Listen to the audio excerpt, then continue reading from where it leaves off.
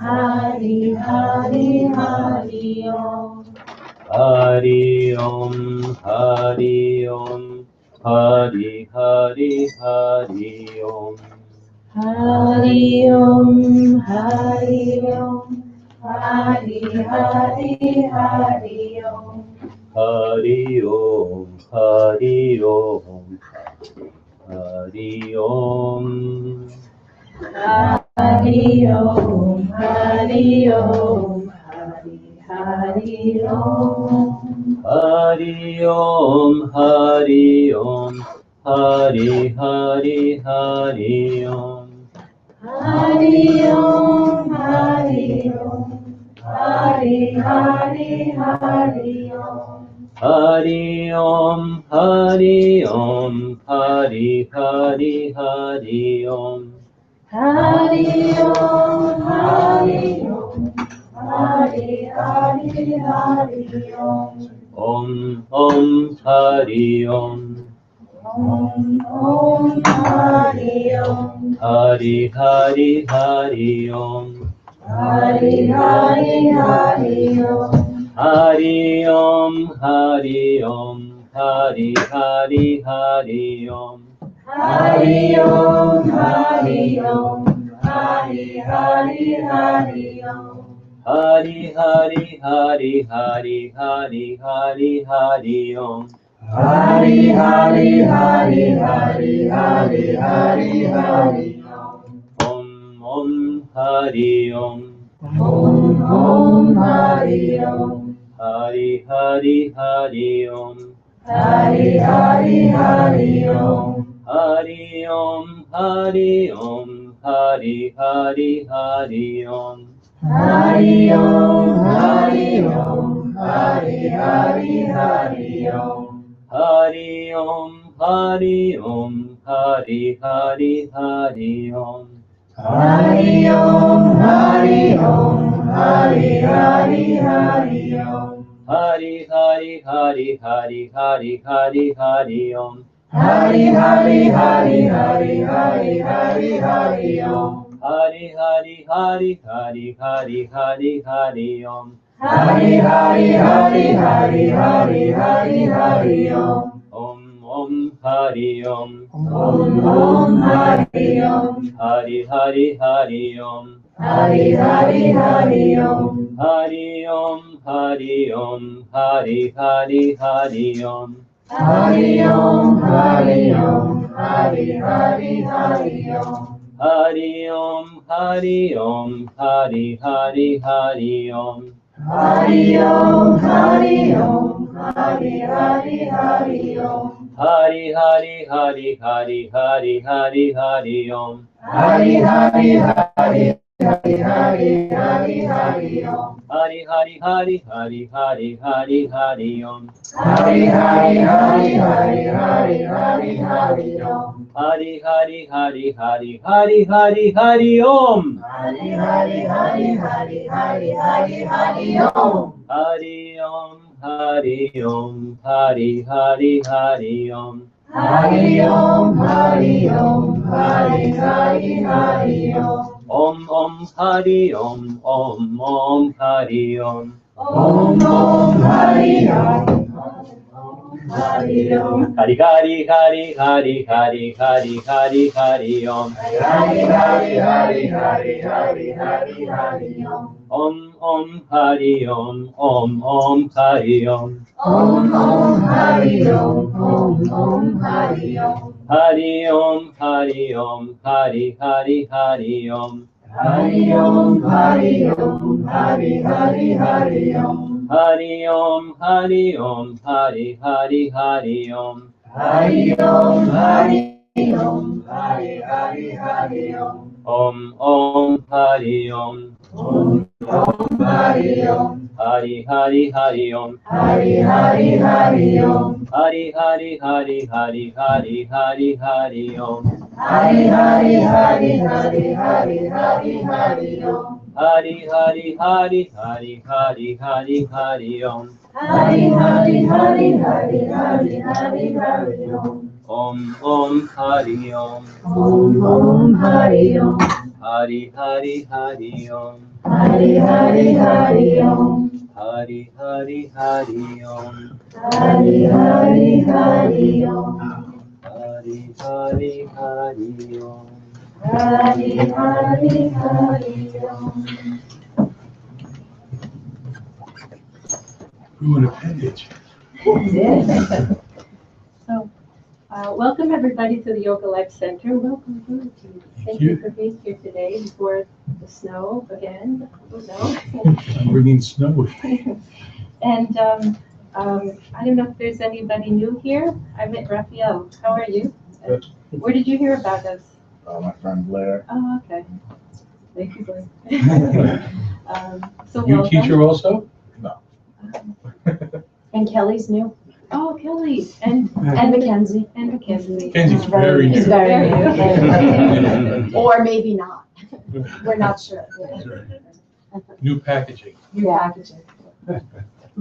So I don't know if we have a topic tonight, but there is a question and answer box, and there's papers in the question and answer box. It's not really a box with questions and answers, but if you have a question you'd like to So ask. it's just a Guruji- question box. It's a question box, and then you can hand it to me, and then I'll pass it along to Guruji. And this month we have a raffle. Jai Devi had made a shawl, a meditation shawl. It's very pretty. It's blue. Let's see. Wow. Oh, maybe you should open it up. Good. Get another souvenir. So you could purchase the raffles. Oh. Very pretty. That's very nice. And Are how they much? for men too? Hmm? Are they for men too? Yeah. Of course, that's why Okay. it's blue. Yeah. Oh, cool. And how much? Remind me, how much are the raffles? How much are the raffle Yeah. tickets? What is it, 1 for 9? Somebody look on the website. I don't have my phone. All right. We'll find out, and then I'll get that to you. But that's it for now. So Okay. welcome. Thank you. Lakshmi.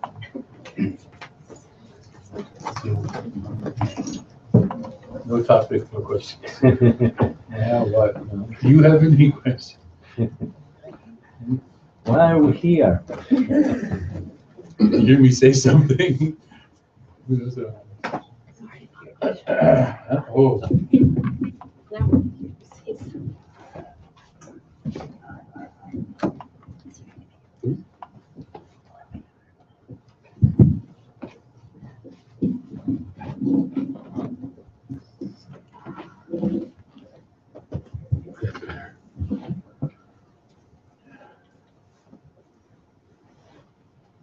so we had 2 people new.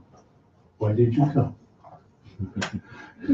Give us a topic, right? Yeah, okay. Raphael, he just dragged you here. Well, you didn't have to do much dragging, but yeah, Have you done any yoga before? first time. This is it tonight. Yes. Good work.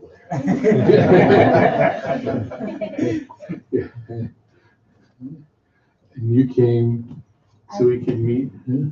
Yeah, but I've also been practicing Kundalini yoga, and I've actually learned about it from Ellen way back when, and I've always known she's come to listen to you, so.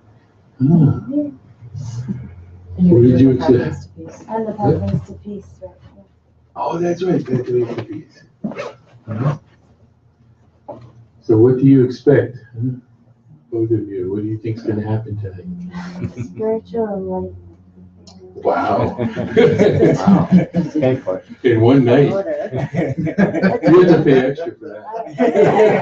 It's worth it. Now, which is what you can say. You can, how does it go? Huh? With Chuck Nicholson, you are the Chuck Nicholson voice, right? I don't know. You can handle the truth, right? Oh, that's right, yeah. You can't handle the truth. I don't do impersonations well. Hmm? So Raphael, you came for enlightenment as well? I came to listen and be a sponge. A sponge.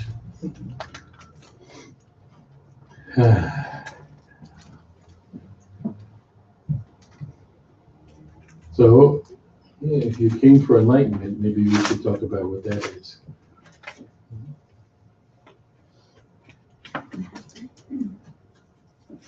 It's a wonderful word, enlightenment. At the same time, it's not very clear, don't you think? Like, what would you think if you hear, oh, I came for spiritual enlightenment? Would you expect that? Or I came to have enlightenment. I want to learn how to achieve enlightenment. What is that? You could be enlightened on all kinds of things. If you don't know how to make pancakes, someone shows you, now you're enlightened about pancakes. I actually remember this. I must have been about 2 years old. My mother came from Italy. My father was born here. And I remember the day my father walked in with a box of pancake mix and maple syrup. My mother had never heard of pancakes. Like what she had, they didn't have. And I remember my father showing her how to make pancakes. So she had her first pancake. And somehow I don't know why. I know I wasn't 3 years old yet. Somehow it just sticks in my mind. So that day, my mother became enlightened about pancakes. Before that, there were two parts. She didn't even know they existed. So enlightenment number one is there's such a thing as pancakes. Part two of enlightenment is how to make them.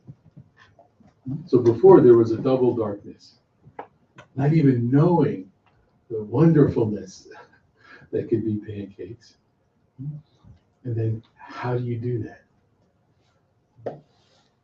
Spiritual enlightenment is really just like that. I hadn't thought of this before. It's true. First is, we may not even realize that there's such a thing.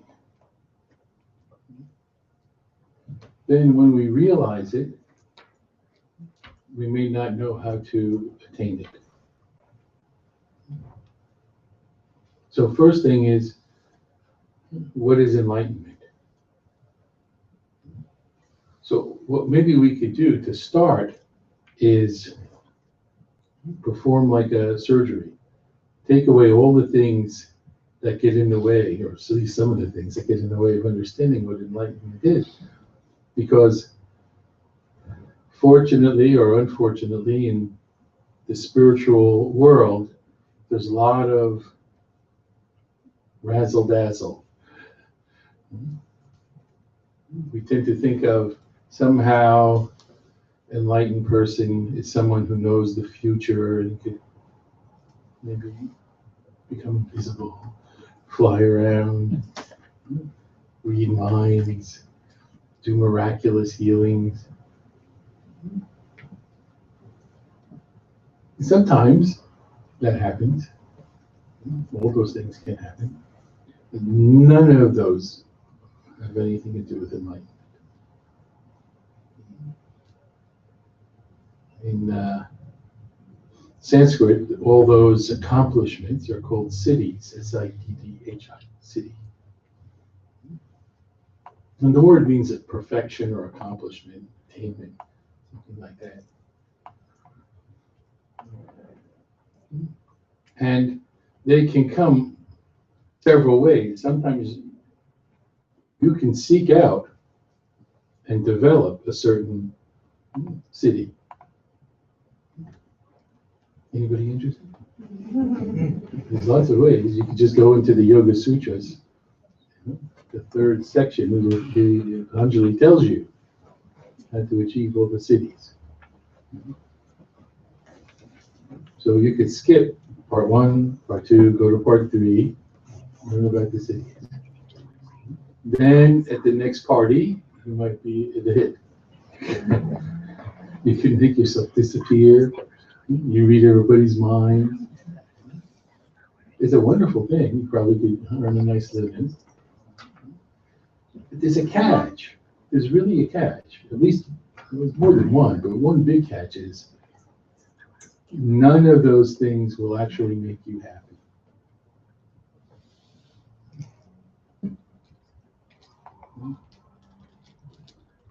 So part of the razzle dazzle, these powers, none of them will make you happy. There's a story of a very dedicated yoga student years and years and years ago. Every day he would meditate 12 hours a day, never budged. 12 years, 12 hours a day.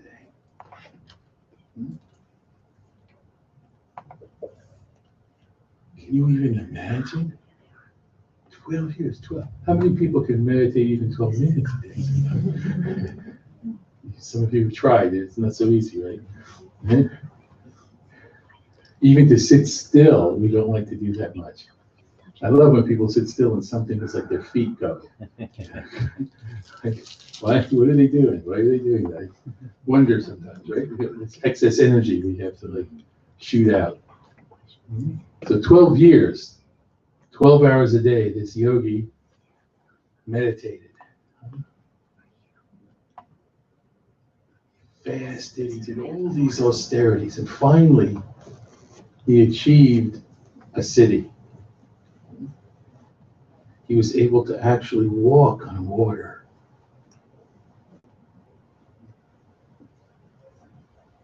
And he really was pretty proud of it. So you know already that he's going to be in trouble a little bit, because he showed pride from being able to walk on water. One day he walked across a river, and across the river was the ashram of a really great enlightened master. But the young fellow was so proud of his accomplishment that when he approached the master, he came in a kind of very prideful way. After just a little bit of small talk, the master asked him how his yoga practice was going. He said, I've achieved the ability to walk on water. Really? Yes. Any body of water, I can just walk. In fact, I walked across the river to get here tonight. Kind of like the Passaic River. Just thinking, if you came from Totowa and you walked across the river. So the master said, well, is that so? Huh? That's nice. He said, how long did it take you to achieve this great thing? He says, 12 hours a day. I meditated for 12 years. And he actually asked the master, said, can you do that? He said, I never really tried. I know I can cross the river with 10 cents. I just pay the ferryman to take me across. I don't spend my time thinking about crossing the river by walking on it. Yeah, these extrasensory special things, it's fine if they come naturally, if you don't seek them and you don't try to use them, let them use you. It's God's powers, means not in your domain. If through you, some miracle is going to happen, fine, that's God's business. If you think they're my powers, you're in trouble.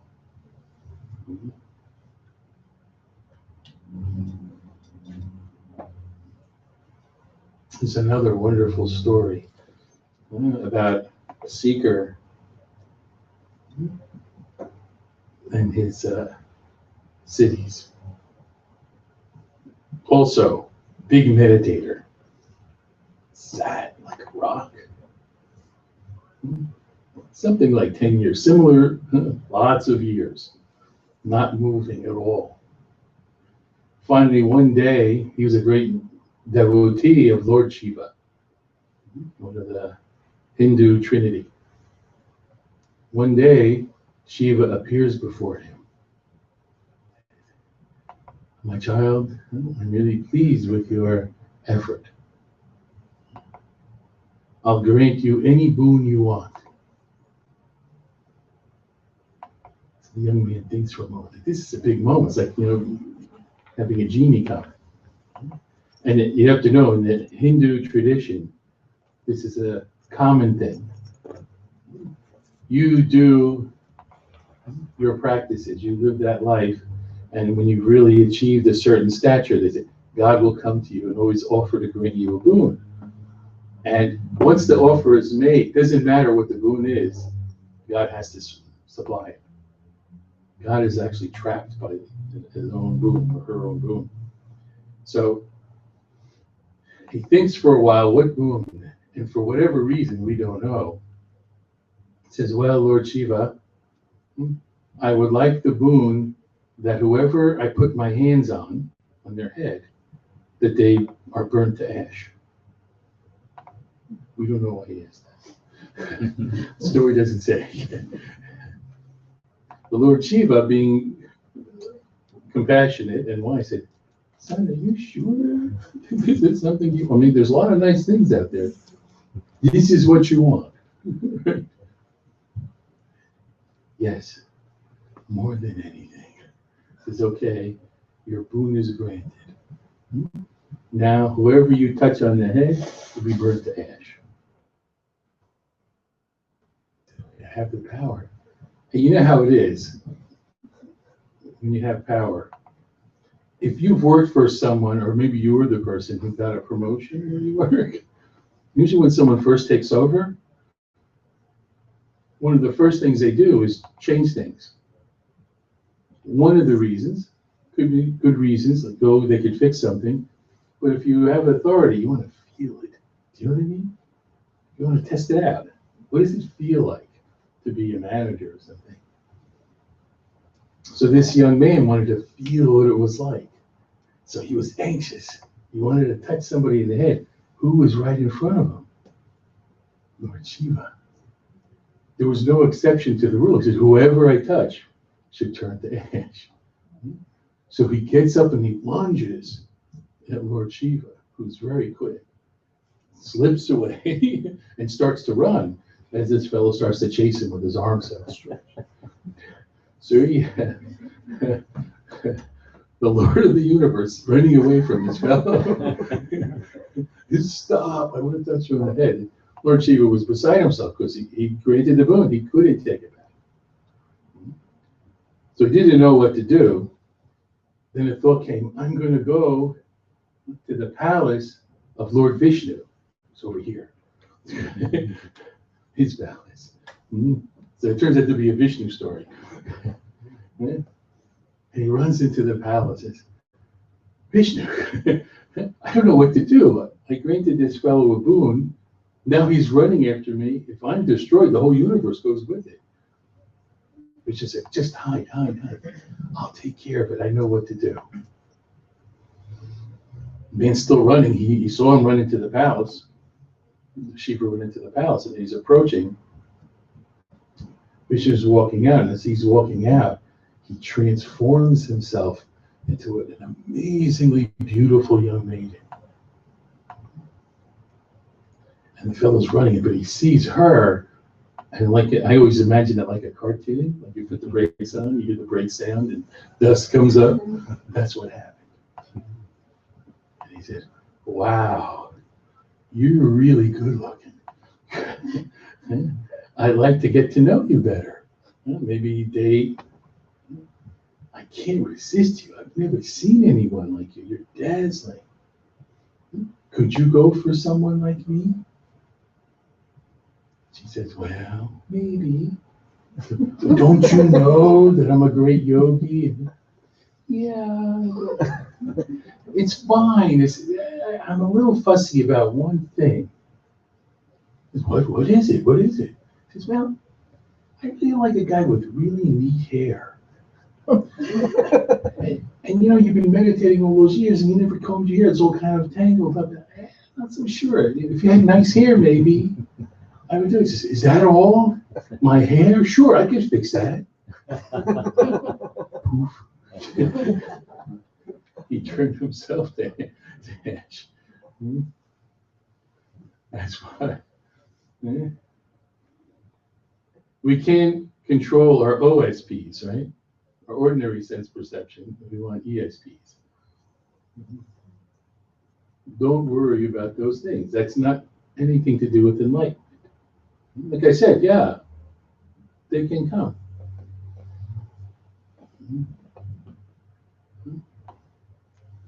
It's a byproduct.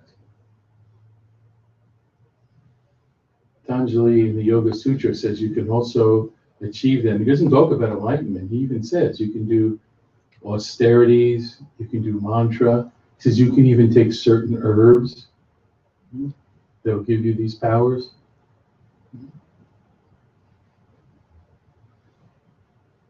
It's not a big deal. So then what is this enlightenment?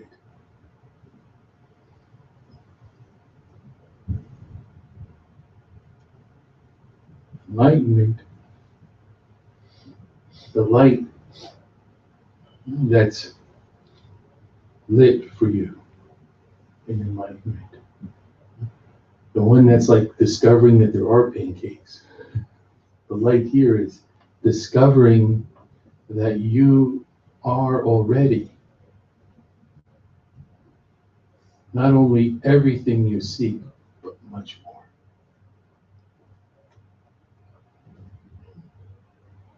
And nothing is lacking.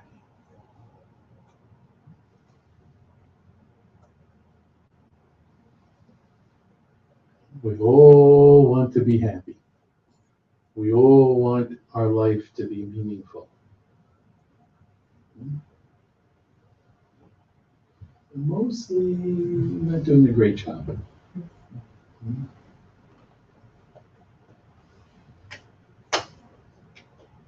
Most people try all kinds of things, different possessions, different positions in life. And it's nothing wrong in it. It's just it ends up being a roller coaster. Isn't it so? Have you ever noticed? You strive for something, you get it, you get happy for a little while, then what's next?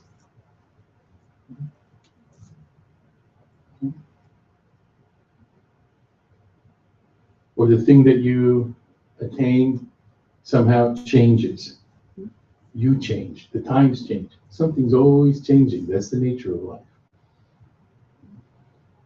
So the thing you embraced to make you happy is now the thing that's causing you pain. So you think, well, the problem is I picked the wrong thing.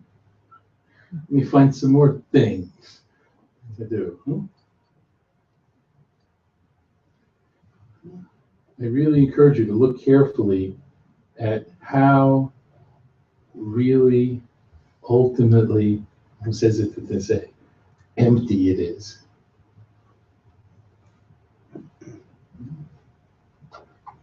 It's lots of dazzle, no diamond.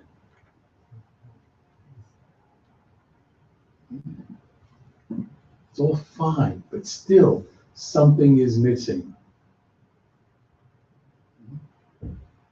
There are people who have achieved all manner of name and fame. Well, they're still not happy. In fact, scientists have proven repeatedly that once you have enough to take care of yourself, just enough to live and eat, any more than that has never been correlated with increased happiness.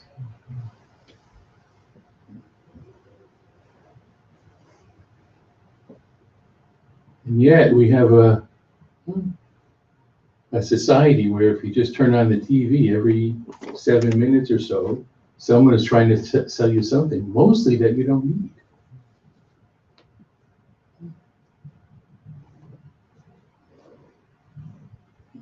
It's like empty calories.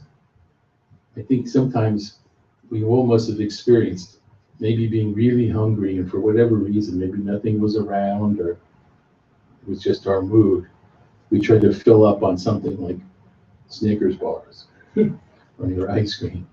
You pop a few in, and you know you've done enough calorically, but yet, and you're not hungry, but you feel like you should eat. Do you know that feeling? It's like your body's saying, hey, wait a minute. You're giving me all these calories, but no food. I'm missing food. You didn't get the idea. I wasn't Snicker bars I was asking for. I was asking for food. So it fills you in a certain way, and yet it leaves you craving.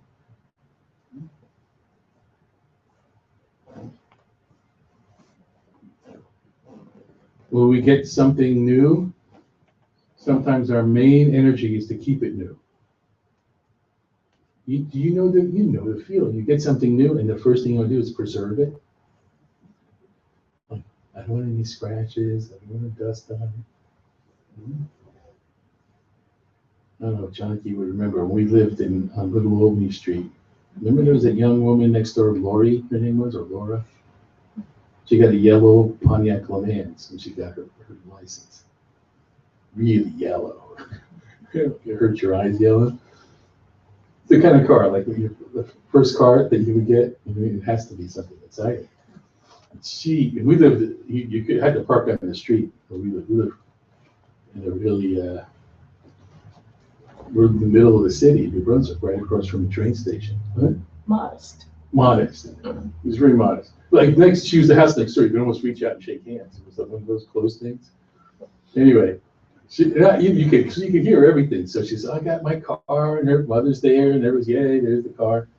And the next morning, I saw her out in front with a feather duster dusting her car off, which I never saw before, which was very sweet. It was very cute, and very useless. It wasn't doing anything. And I actually heard her say, well, she had to drive somewhere and go to the mall, and she wasn't sure where to park. She said, well, I'm going to park way far away, which we've all seen that kind of thing. Someone who gets a new car and parks far away. All of this is understandable. All of it shows us that she's not enjoying the car, not fully. It's a mix, like, wow, it's new, wow, it's fun, wow, it's useful. And then, I don't want it to get old, I don't want it to get scratched. We all live in New Jersey. How long does your car remain scratch-free? Unless you just leave it in your garage. If you go to any mall here, someone's going to take aim with a shopping cart and say, it's a new car. That's what I'm looking for. Wham. You don't know where it comes from. You come back, there's all these little dings, and after a year or two, yeah, it isn't brand new anymore. There's nothing new in appreciating the newness. Nothing wrong with appreciating the newness. What we're missing is appreciating it as it ages too. We fail to see the beauty in all the stages. Even our own bodies are like that. We want to keep it young all the time. It's fine to take care of your health and be fit. But there really is a beauty in aging. There's a beauty in things coming to your life, like the wonderful child. That's incredible, right? It's just like appearing. It's an amazing thing. Everything's like that. Just showed up at the door. Yeah. Now I'm seeing, right, daffodils coming up. That's a beautiful thing. Spring, except for Sunday, is coming. First day of spring is going to be, that everybody knows snow, right? Latest weather report for years is, I think they're saying about 2 to 6 inches before it's over. Isn't it great? But when spring comes, something new is there, that's fun. Then it blooms into summer, that's fun. Then it goes into fall, also fun. Goes into winter, also fun. They all have their own beauty. You have to learn to see the beauty, right? You need beautiful eyes to see beautiful things. The beauty is there. If you don't see it, it's not the problem with the thing, it's the problem with the eyes. I always thought one of the most beautiful human beings, physically, I'm talking physically, purely physically, one of the most beautiful human beings I ever saw was Mother Teresa. I think she was gorgeous.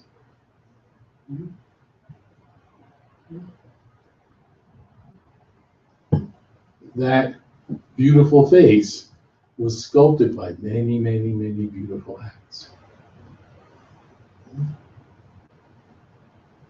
You get lost in that. But we've taken as a culture one particular little sliver of beauty, which I call breeding beauty. Because that's what it is, right? It's based on what looks good for breeding purposes. To be blunt. So that's beautiful. Very biological. There's nothing wrong in it. It is a beauty.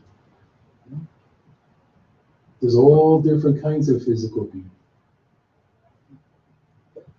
Guruji, I think it's really interesting too that this beauty you're talking about, that you're referring to as breeding beauty, it's very culturally specific as well. Mm-hmm. You know, it's very, you know, if you look at different cultures, they see different things as beautiful, right? Different body shapes, Yeah.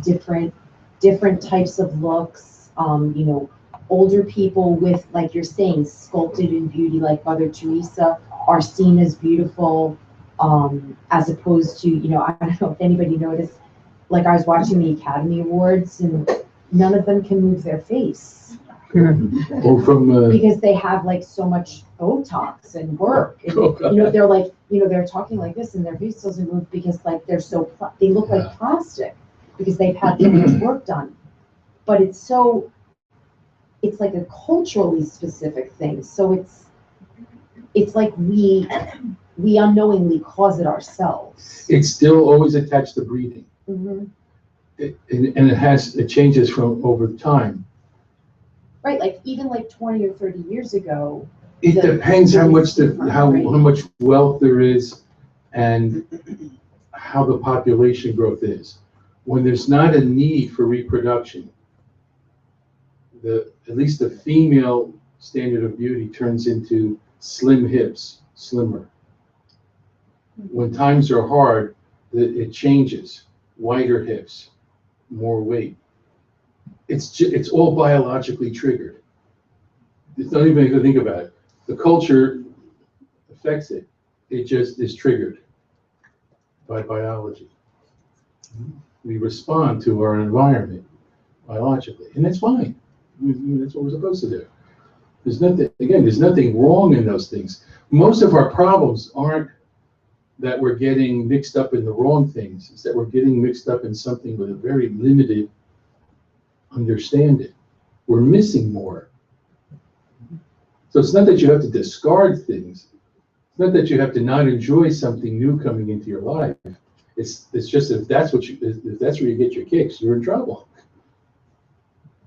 You're missing most of life, as a matter of fact, and most of happiness. It just doesn't work. I mean, human beings have been trying for thousands of years, and it's never worked. We keep trying it. We keep trying it, thinking, I'm just not getting the right combination of things. It's either not the right combination I need, or I need just more of something.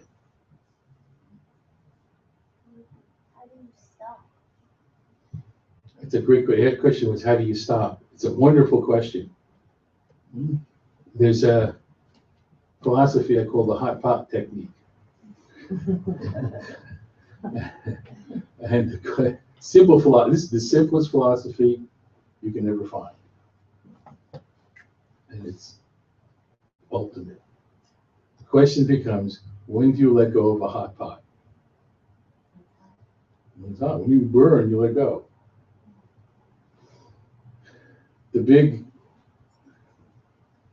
in a way, difficult answer to the question is, when we experience enough pain, we start letting go. Until then, we don't. When we think this isn't working, I've approached relationships with people this way, it hasn't worked for me that well. With my job, with my living standards, all of those things in my life, even when they're all as I imagined they would be, I'm still not feeling fulfilled. Still something deep is missing. It's, I think it was Thomas Merton referred to it as a God-shaped hole in your heart. Nothing else can fill it. It's like the God-shaped hole in your heart. So the ultimate teacher is pain, which makes the spiritual path really, I think, intriguing in that one of the first things we have to learn is to see pain as a teacher and even a friend, and not as an enemy. Pain always, always, always shows limitation, always. Physical pain, if I bend your finger back, I don't know if they still play that game in school, but we did. It should come under like dopiest game. This one, right? Someone bends your finger. Give up? No. You know you're going to give up eventually. So you wonder why you don't just give up at the beginning. You give up, yeah, I'm done. But you have to show, if you're a guy, you have to show your macho-ness or macho-ity. So, I like that, macho-ity. Bend it back a little, bend it back. And by the way, at a certain point, it feels pretty good. But now you're getting a nice stretch. It's great. So you're not going to give up. But then there's a certain point where, you know, this is it. One more ratchet up, and it's going to get to be pain. Your body, the intelligence of your body, is sending your brain a message saying, this is the limit of this tissue before injury begins. You've reached your limit. After that is injury. The same principle operates psychologically. All pain, that's all fear, all anger, all sorrow, always comes when you encounter one of your limitations. And limitation here specifically means attachment, a selfish attachment. Attachments are all those desires, thoughts, feelings that we think we need to be happy, our ideas of the way life should be. When we hold on to those things, it always, 100% of the time, will end with certain pain. Always.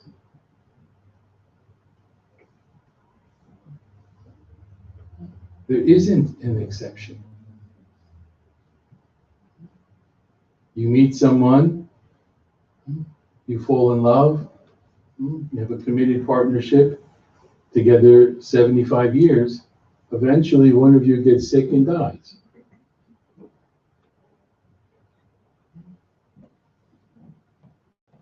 The thing that brought you comfort and joy and richness is gone and bringing you now pain.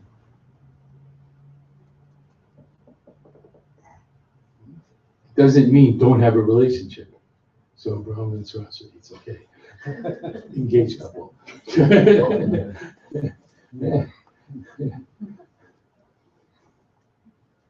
Yeah.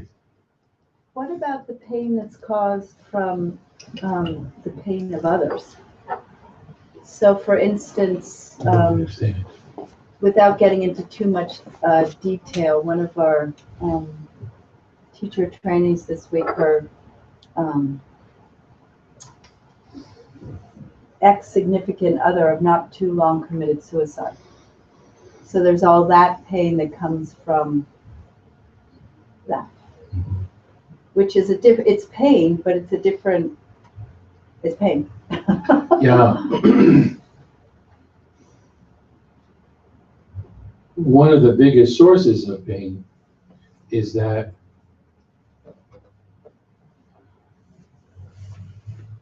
you all heard the fairy tale phrase happily ever after. It's my favorite. Yeah. Happily ever after.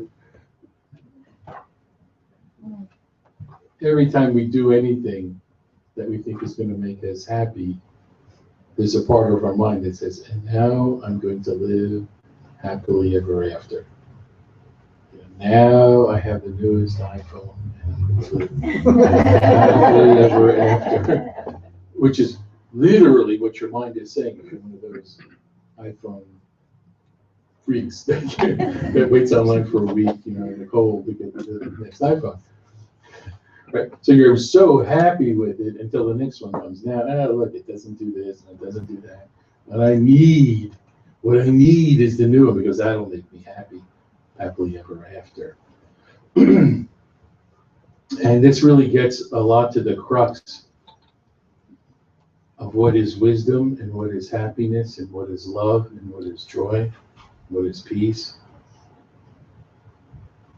We keep expecting that life, that the world will somehow behave in a way that it treats us the way we want to be treated. We don't allow Mother Nature to be herself. We want her to function according to our wishes. Our wishes are that the people we love never suffer, never get sick, never die. We don't die because we wouldn't want to die and cause them pain. There's no disease, and there's no war, there's no poverty, there's no terrorism, no jealousy, no envy, no bad weather. I'm Jayanti. Isn't it so? We've created, and again, the impulses are fine, but the expectations, the attachments are what hurt us. Sure, everybody wants it to be nice. There's nothing wrong in that. There's nothing aspiritual about it. What's missing is saying, but it isn't like that. And if you don't let go of your little idea of beautiful, and I hate to be the one to say, but it turns out to be a little idea compared to the big beautiful that's just behind it.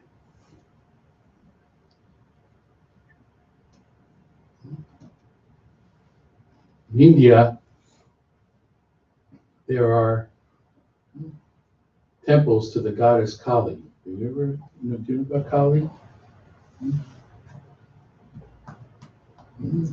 Kali, if you haven't seen depictions of her, go Google when you go home. Kali is like fearsome. She has fangs. This is a goddess now. I'm not talking demon, goddess. She has fangs. She's crushing human beings in her teeth and blood is spurting out. She has a garland, not of flowers, but of skulls. Her skirt is made of severed, bloody limbs. She's crushing people and shooting and spitting them out. By the way, it is pretty intense, but we forget that many, many, many, many millions of people go to church and worship a God that's hanging you dead on a cross. Also a little strange. The Hindus didn't understand that. Why are you worshiping? He's not alive. Do you know what I'm saying? So sometimes we forget, oh, but I go to mass and then I take the body and blood. What? We don't do that. We have cashew nuts and raisins for prasad. So sometimes we think, oh, that's such a primitive thing, and we do these things that are just as strange in our own way. So anyway, so what happened was when the British, when they got to taking the body and blood of Jesus, saw the temple, and they saw Hindus. Oh, Mother Kali, you're so beautiful, so merciful. Huh? And they were thinking, this is strange.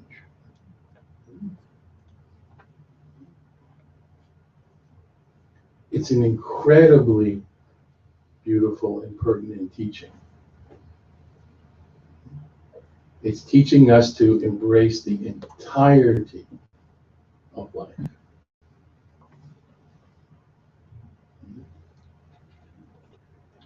We can't just portion off and say, I just want springtime. It doesn't work. We're leading very fragmented lives. There's something miraculous that happens if you can really embrace something like the goddess Kali, and you see her really as the most beautiful in her true form.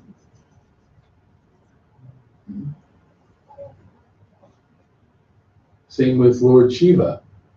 They say Shiva is the god of destruction. Anything that's made, he takes it apart. So people say, why would you worship a Lord, God in the form that destroys everything?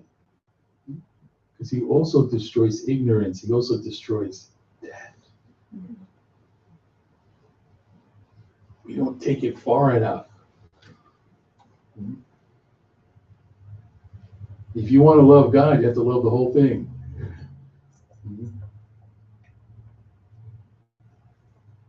I mean, maybe you have someone in your life you love, or somebody you date lots, and you look at them and say they're pretty nice looking, except maybe you don't like some part.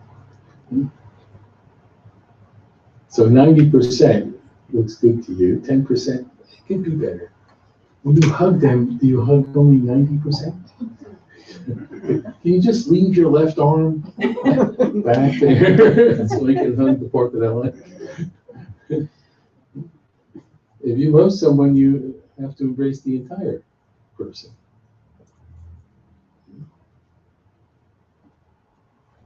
When someone, like Amba, that incident you gave, it's natural for the person to feel some distress. Someone they knew, someone they loved, took their own life. When we talk about transcending pain, nobody ever said, listen carefully, nobody ever said transcending feelings. You won't find that.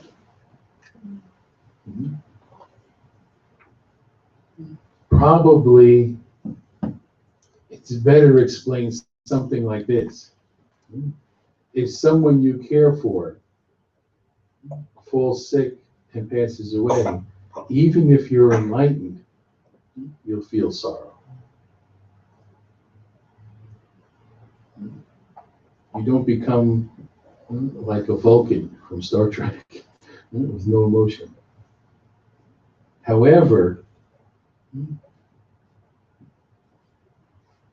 without the expanded vision that enlightenment brings you, that's all you have is sorrow. Enlightenment expands the vision to say, this too shall pass. Life passes away, death passes away. That vision also allows you to place your grieving, your pain, in a context that most people don't have.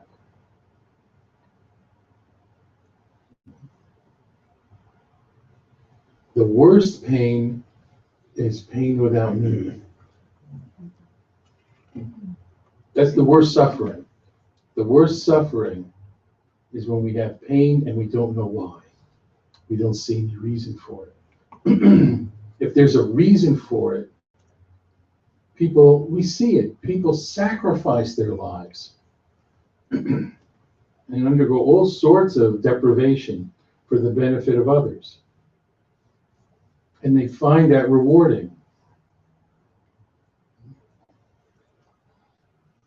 Because it's meaningful.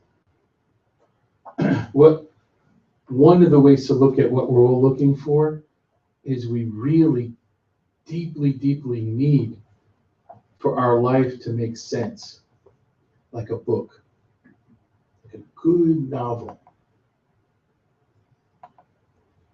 You read a really good novel, when you turn the pages, you learn more about the different characters, right? This one, you're the main character, your book, you. And you learn about the character through conflict, through all kinds of dramatic things, maybe through some humorous things, romantic things. Keep turning pages. And at a certain point, the story reaches its climax. And it's satisfying for you. And you think, this is one of the greatest pieces of art I've ever encountered in this book. The language, the beauty, the story is so wonderful. You take the same book, cut out the pages, and just throw them in the air and then blindly shuffle them together. Now it's a terrible book. Nothing seems to make sense. Well, why is this character? Where did this person come from? And why are they suffering? I don't get it. And why is this funny thing happening right after this terrible thing? It makes no sense. This is terrible. You throw it away. It's exactly like that. Your own life. Difficulties happen. If they happen in the context of meaning, you can endure. You can transcend. There's a reason for this. Gurudev Satchidananda always said, adversities are blessings in disguise.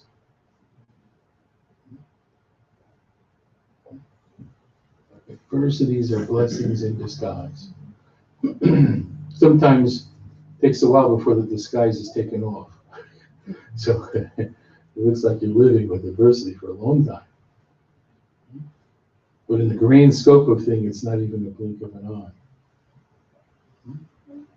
And yet, there's a part of you, the deepest part of you, the part that's more you than you know now. And you know, guaranteeing you this, there's a part of you that's more you than you know now. You've never experienced you yet. Only a little part of you. The deeper part of who you are is never touched by pain.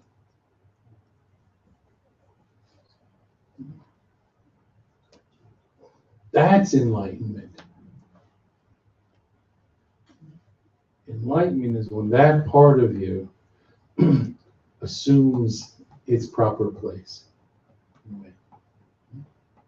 It blossoms.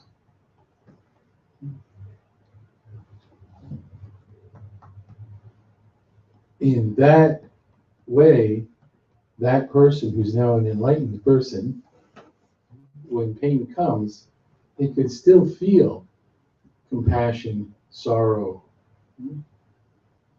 emotions like that. And at the same time, the deeper part is anchored in a place beyond pain. The emotions that tend to go away, the biggest one that goes away really is anger, fear. Even more than anger, fear comes first.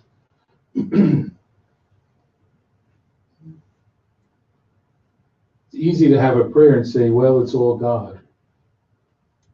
And then when something happens, you blame somebody. Never God.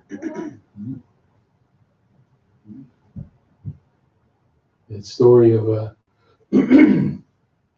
great master whose habit was after supper every night, he would go for a walk. And he always took the same route, always taking the same amount of time. So we'll just say it was 1 hour. He did some circuit, came back. And he did this for years. And one evening, he went out for the walk. An hour passed, he didn't show up. An hour and 15 minutes passed, he didn't show up. An hour and a half passed, didn't show up. Now the disciples were getting concerned because he always came back in an hour. Since they knew the route, they said, let's go on that route and see if he's there somehow. So they went out, followed the route, came upon their master at the side of the road, clearly had been robbed, beaten up and robbed. He was unconscious. So the most senior disciple came up, cradled his master's head in his hands. Master, master, master. And as his master opened his eyes, the disciple said, Master, do you know who this is holding you? He wanted to see if his master had his wits about him, right? Do you recognize me, in other words? Do you know who this is holding your head? The master said, yes. It's the same hands that beat me.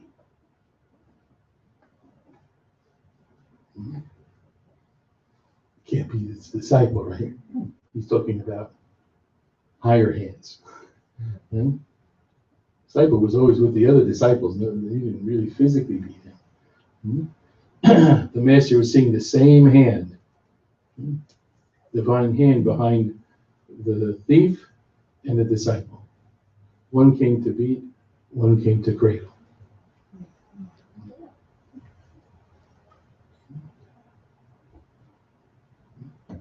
That's enlightenment. It's another story, the Lord Shiva story. A fellow, you see a pattern coming, meditating every day. Maybe you shouldn't meditate hours and hours because it always ends up bad somehow. Just keep it reasonable. So hours and hours every day. And Lord Shiva appears to him.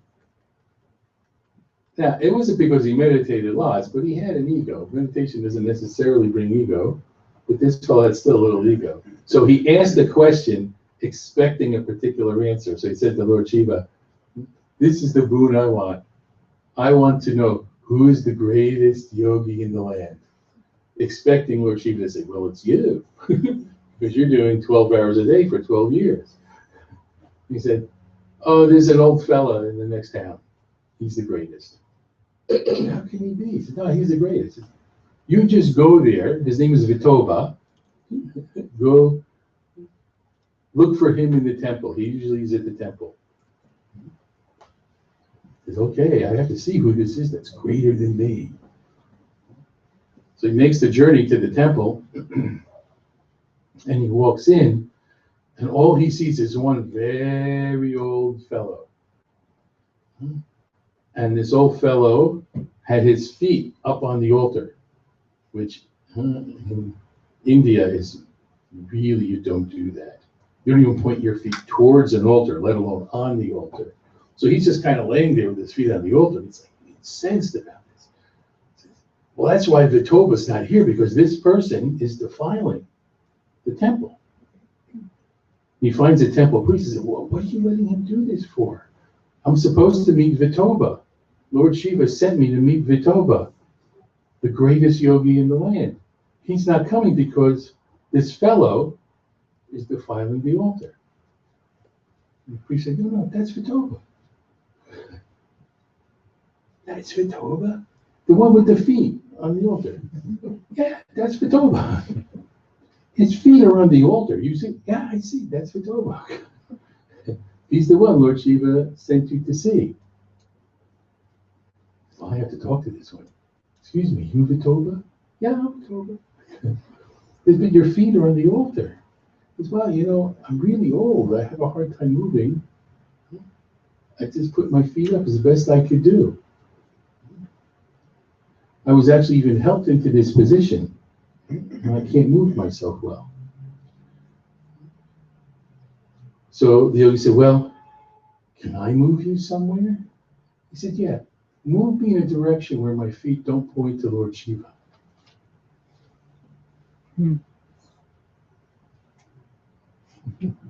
Oh, he's omnipresent, I see.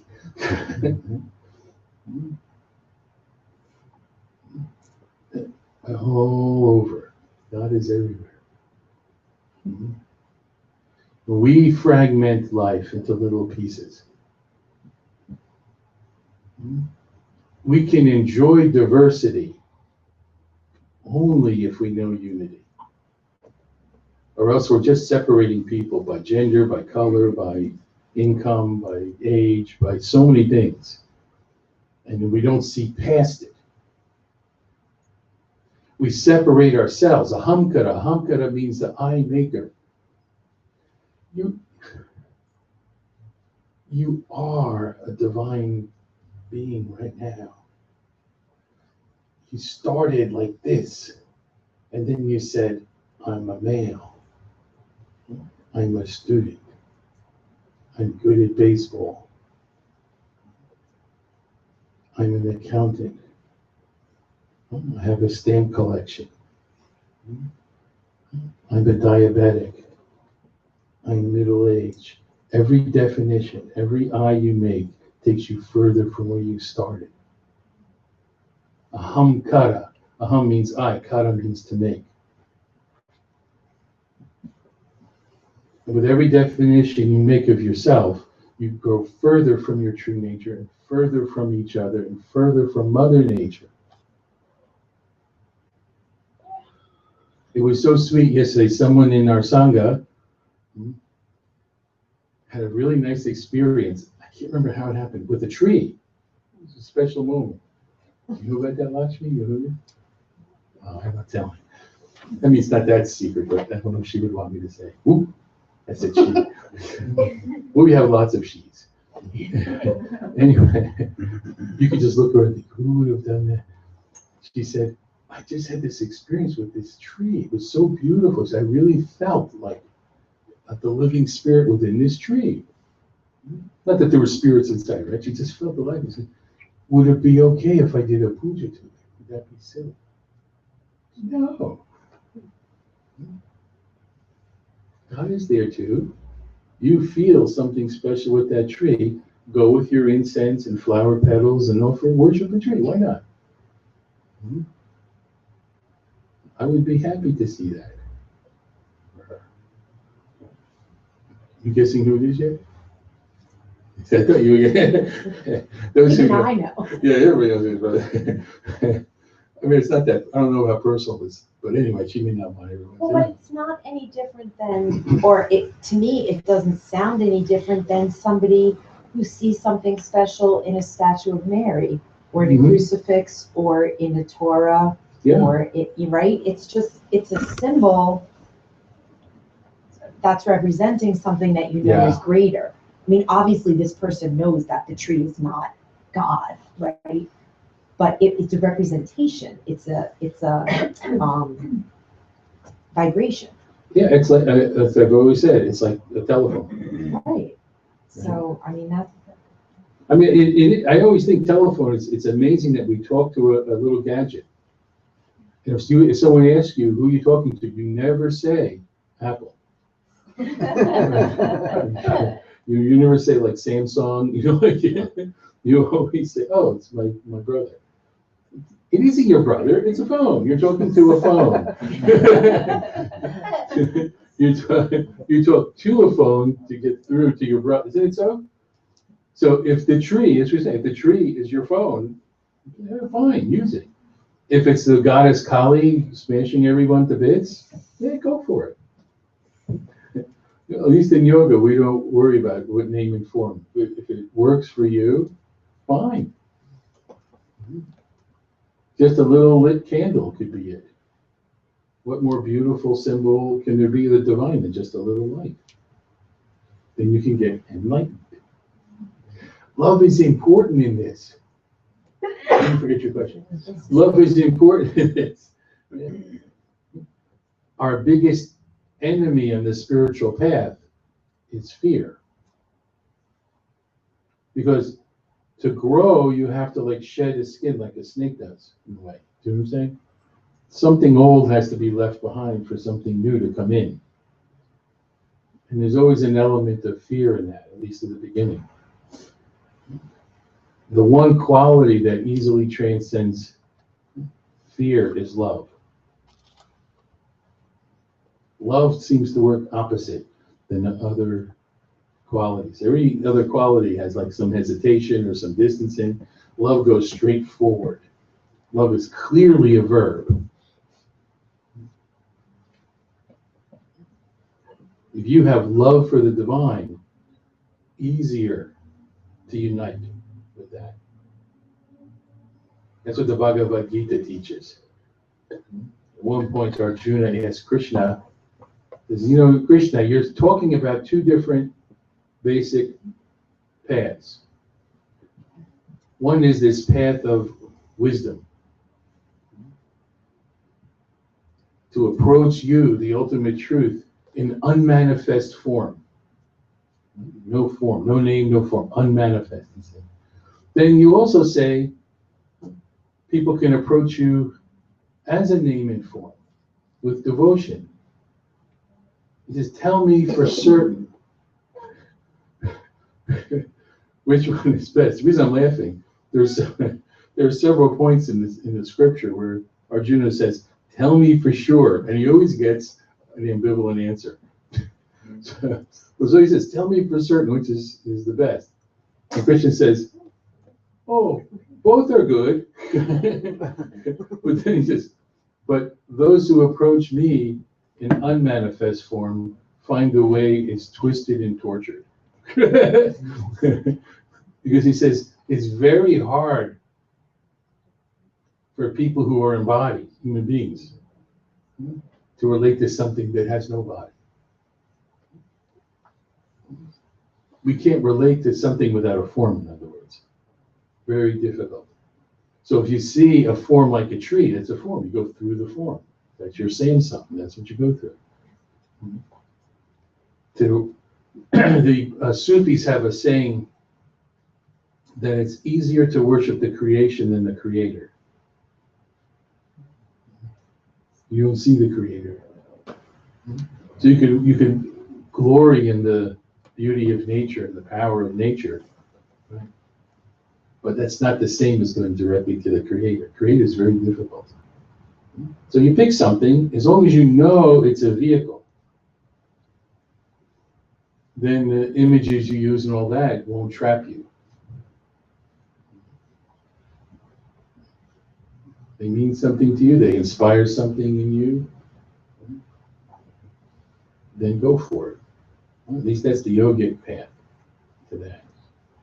You had a question from way before. Do you remember your question? Yes, I do. Okay. I remember you said a while ago that, and this is probably, it's on topic, but it's a little different, that Patanjali wrote the sutras and it's about love. And what type of love is that? That's really what I would like to know. Like, what will possess, what kind of love It's just possess heated. someone to write a book like the sutras? It's a good question. He's asking, I've mentioned in the past that the author of the Yoga Sutras, Patanjali, authored it out of love. The question is like, what kind of love?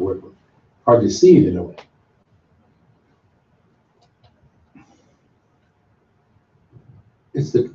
First we have to understand that love, what love looks like, at least in a way that we can understand it and grasp it. Love always expresses most clearly as service to others. Selflessly serving others. So it's giving without any expectation of any kind of return. Not even an acknowledgement, not a thank you, nothing. We just give. That's what love really looks like. All the other signs of love, in a way, are below that. So hugging, kissing, I love yous, gifts, wonderful. It's do it. However, they pale in comparison to someone who's willing to give of themselves for the sake of others. So you see in Patanjali, like you see in Buddha, like you saw in Jesus and Lao Tzu, and so on, all of them. They achieve this lofty state, this enlightenment, and they don't disappear. They go the other way. They dedicate themselves to helping others. The story is told by Paramahamsa Ramakrishna, great yogi, from the 1860s, 1880s era. He said there were 4 friends who set out on a quest. And the quest was kind of like a Garden of Eden. There's a legendary garden that's filled with like unmentionable beauty. And also every beautiful sweet fruit, sweeter than anything you've ever had. All peace, right? The lion and the lamb lie down together, filled with the Spirit of God. He said, we're going to go out and find it. So the 4 of them set out. And with every little scrap of rumor and every little bit of evidence, they went on and they went on and they went on for years. And one day they come to a giant wall.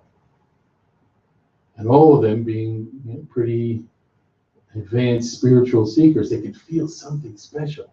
They were getting close to something special. So one of them said, look,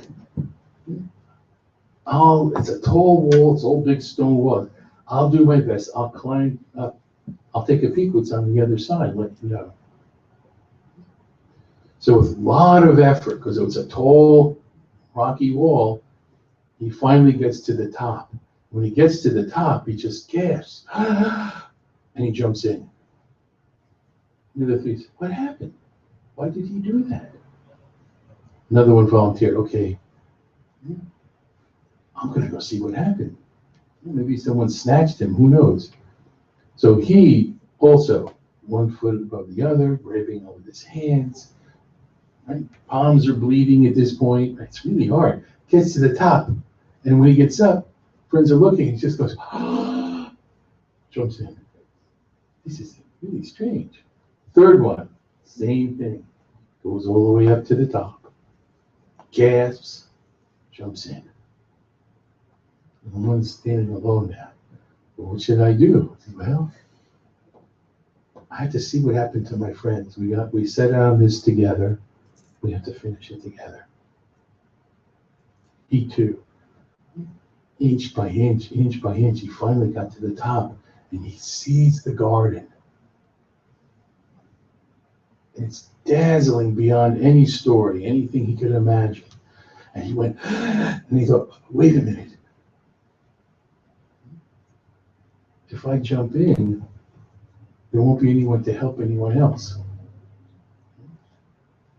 I'll just sit here on the top of the wall.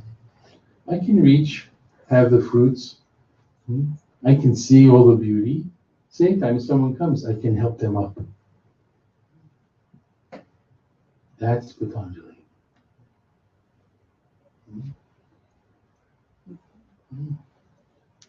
The great teachers don't jump in.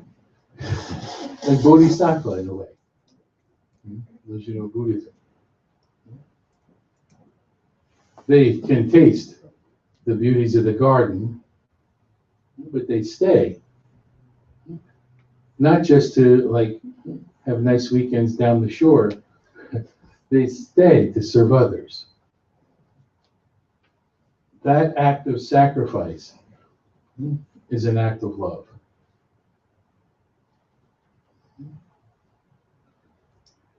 And when you look at the Yoga Sutras and you see the teachings that not only help you become more easeful, peaceful, useful person, but also are great principles for the whole society to live in harmony and peace and prosperity. You see someone whose interest is for the welfare of others.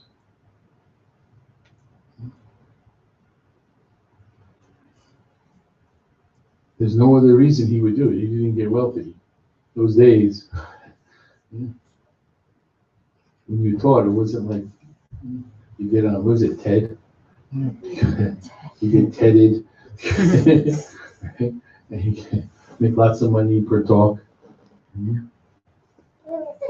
I would always tell people in teacher training, basically, if you want to make lots of money, don't be a yoga teacher. If that's your goal, don't do that. There's other ways you can make more money more quickly. We'll pay a baseball player $25 million a year for some entertainment. But we wouldn't pay Patanjali that much. As a society, he probably would be scraping day to day. We don't value it because we want something quick. Quick, and we think it has to be outside ourselves. He's talking about what's in us as being indescribably beautiful. Enlightenment is to know that there's a possibility, the potential for that experience. If we continue with the practice, that potential becomes a probability. If we continue further with the practice, that probability becomes an inevitability. There's a point where you can't go back. You can't go back. It's described as like boulders falling down a mountain. All the things that weigh you down, all the ignorance, everything that obscures your true nature just collapses to the ground. It's an inevitability. It takes a while to get to that point. So you start, it's a potential, then it becomes probable, then it becomes inevitable. You have to stick around long enough to get to the inevitable.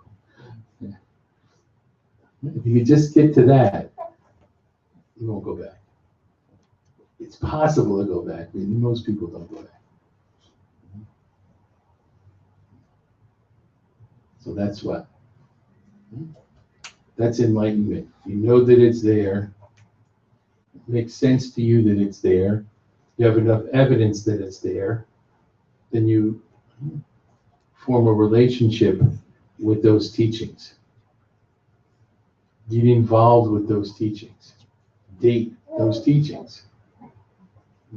Experiment. Try different things. Sometimes I think we lack a basic curiosity about the path we're on. Try different things. It's just like, just the Yoga Sutras alone have, I think, something like, I think it's 21 or 22 different practices. Try a few. Try some Jnana Yoga, try some Bhakti Yoga, try some Karma Yoga. Do different things. You know, when we started, it was always this like wonderful energy about trying things and being a little grandiose about it, which was a little naive, but a little fun. You know, it was always like, we would have, when I was at the director of the New Brunswick IYI near Rutgers, we had an executive committee, maybe a dozen of us or more, maybe more. And whenever it came near a holiday, like we're coming near Easter, if there was whatever meeting that was just before the holiday, we would all make these like big vows to each other. You know, for the next month, I wouldn't even have a grain of sugar. Yay, we all cheer. Then the next meeting was we had monthly meeting. How did you do? Well, sometimes. But I love the pronouncements. And there was a while, I don't know if Jenny, you remember, Remember when the digital watches were so popular? We got this thing. Most of the people in our group bought. It was like $10 or something, really cheap digital watch. But you could set it so that the alarm would go off like every hour or something. So I happened to mention I had a digital watch. I said I set it so that it beeps every hour, so I could say my mantra every hour. So as the meetings went on, more people had to watch, and we're talking about finances and classes, and all of a sudden you hear beep, beep, beep. And there would be this wonderful pause, just for a second. And then we get back to the subject, and then an hour later, beep, beep, beep. And then we go. A friend of mine, Mark, decided that he would say his mantra every time he opened a door. Right? Car doors, other doors. Then he said, like even like a passageway like this, like it's kind of a door. So he ended up saying his mantra all day. And then it was every time he passed the door, he would say, it just grew to him. I don't know if any of you play that way. Baby does. But play a little. Don't approach your yoga with a castor oil face. Try different things. And we would see sometimes at the ashram or something. I would say, I'm going to go on a 10-day fast. We'd, yay, everybody cheers, and then see how you do. Did you ever try 10 days? Not so bad. It's true, I did it. I did once 1 week, once 10 day, bunch of times 3-day fast. Why don't you see what happens?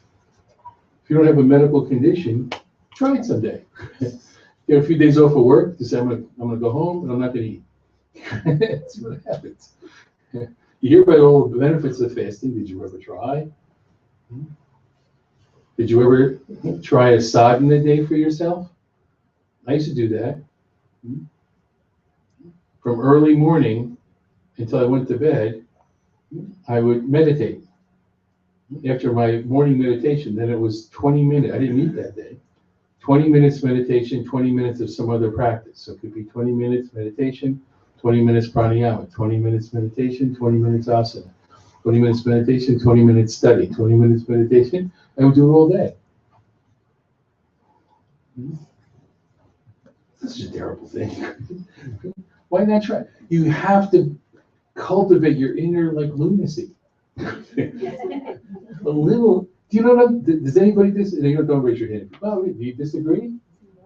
We have to be a little loony to do this. If we get real conservative and think, well, this is so serious, jump in and play.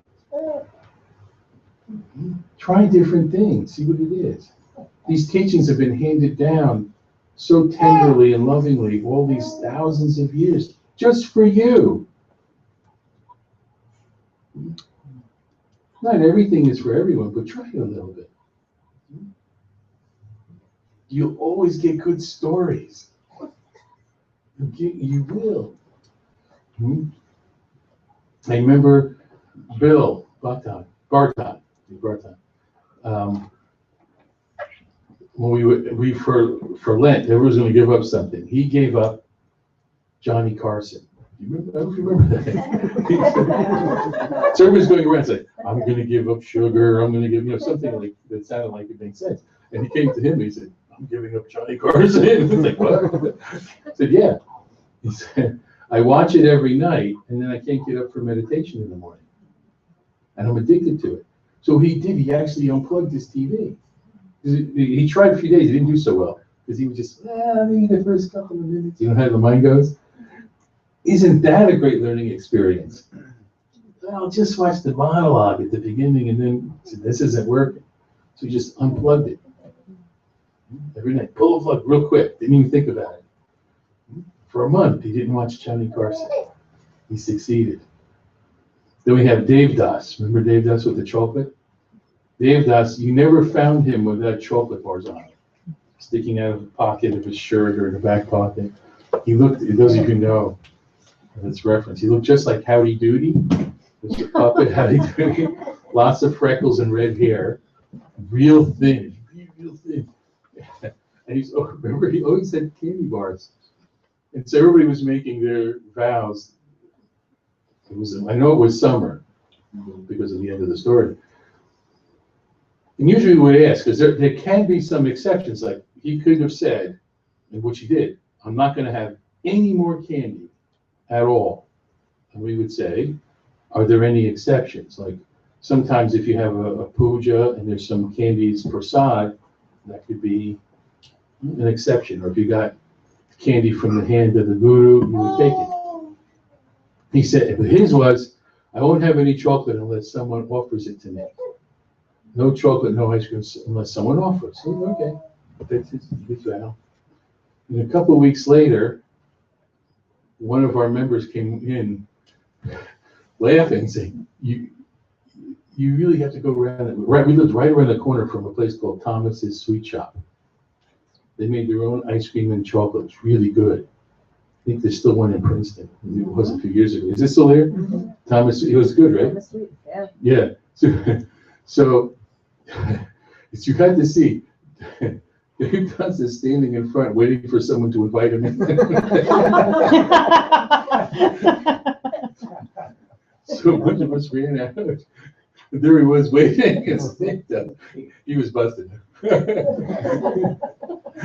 He said, but he admitted it was great. He said, yeah, I was hoping one of my friends would come along and invite me to have some candy or chocolate or ice cream.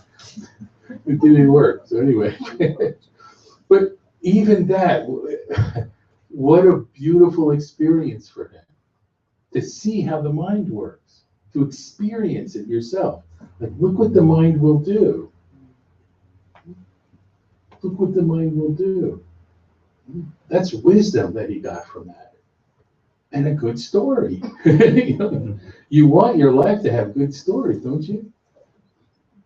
Like whenever the heavenly biographer finishes, it should have like this is a good book. You try different things.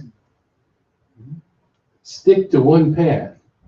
Within that path, try things. Stick to one path. Once you've found your path, stick to that and go deep. Yeah. Do you think that the babies are enlightened when they come? No. And then they lose it? It's not exactly enlightened. They come, they have union, they experience union, but they're lacking one extra level to know that they're experiencing it. Okay. They're in union. But because you were before when you They're here. You're here, right? And then you get further and further away. They just don't realize it yet. So wouldn't it be amazing if we could figure out how to keep them here? Because then once, For us? oh, well, yeah, too late for us though, right? We're all the way over here by now, right? But I mean, because he's here, right? So if you figure out a way to keep him here, at the point at which he's able to realize what's going on, then he realizes he's here, and then what can happen? Just stay there, okay? The ego still has to develop, right? But in the proper environment, you don't get so far away. That's what we see, like at Yogaville is a good example with the kids. So is that what it is? It's about curbing the ego at that age? Yeah. I mean, ego has to come. Right. Right. That's why he wouldn't know his union now. Right. He was not developed enough to know. But in the proper environment, you don't get so far away. Mm-hmm. You grow up with those teachers. I mean, we saw it. I mean, Johnny was there. We saw it at Yogaville. They were like, I don't even know how you would describe it. I tried many times. You can't describe those kids. Focused. Lucky. Blessed. Like arrows. Yeah, focused like arrows. But so why though? What kept them that way? Right. What is being said to them? What is being taught to them? I mean, they're 2 years old. They're not talking about Patanjali. No. So what? Usually 3 years. No, I taught sutras in preschool. Right, but you're teaching them how to preach. So what's being said to them? The things that's keeping them. The main thing is there's two things. One thing is the environment. Right. It's important. So the whole environment is showing minimally, and it's more than this, but minimally they're showing effort at harmony. cooperation, that loving and giving. That's what they're being fed all the time. It's just all around them. Their senses are just seeing it. That's what they grew up with. They have parents, or at least an environment, if it's not the parents, where they do have sadhana. I mean, just literally being around where there's mantras and all these wonderful things happening, that's an environment that enriches them. And not to be underestimated. This could be a whole other talk, but it's really important what they eat. You know, what they eat is huge. The effect of what you eat on your mind is extraordinary. And the food at the ashram, whether they ate at the ashram or at home, generally was very simple vegetarian food. Meat has kind of an angry vibration in it, rajasic vibration. If you eat meat, harder to be peaceful. Certainly possible, but certainly more difficult. You're adding an obstacle. So also, they're not eating so much junk food. By the way, I have to just say, I never met a kid there who didn't love vegetables. The whole thing of kids don't love vegetables is an absolute 110% myth. They get it from their parents. And they get it from parents who don't cook it well, or you know what I mean? I just read of a study today. This is how bad we are with vegetables. I read of a study today, the effect of broccoli on a particular type of lung cancer. They gave the participants in the study 300 times the amount of broccoli the average person eats. 300 times. Do you know how much that is? One stalk a day. Wow. One stalk a day.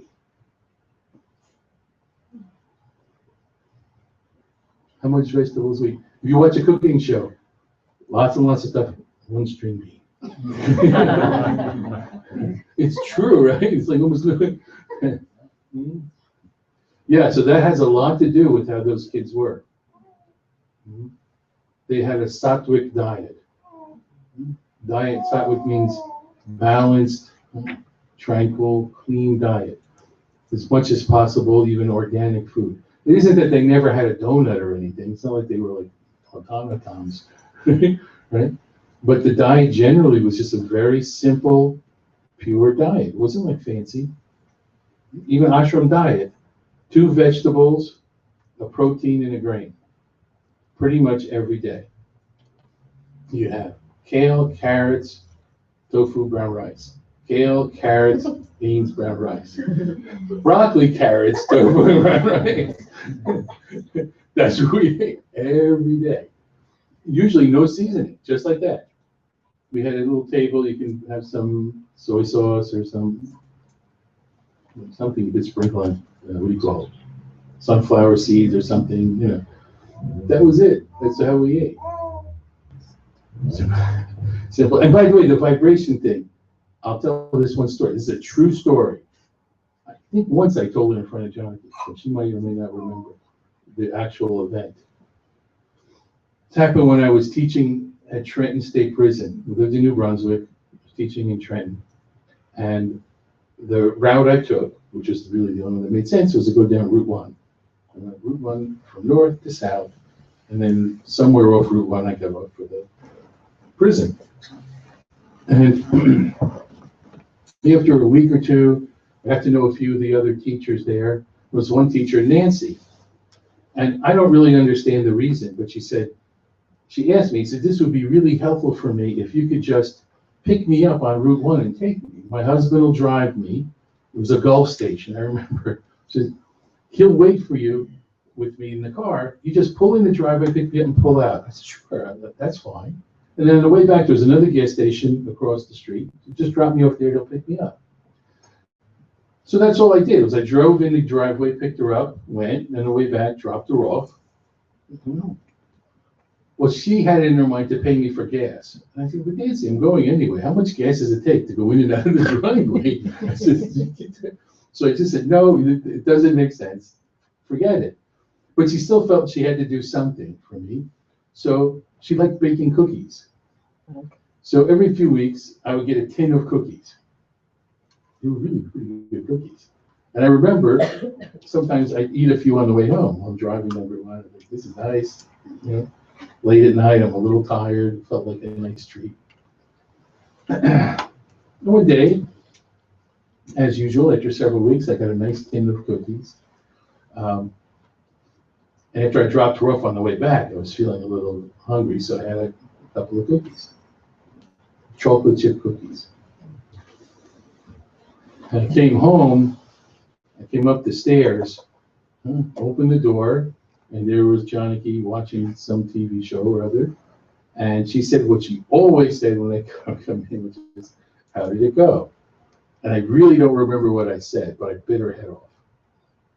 I just barked something. Like, I don't know if I said that, but and she just kind of looked at me, didn't say a word. To this day, we never talked about this.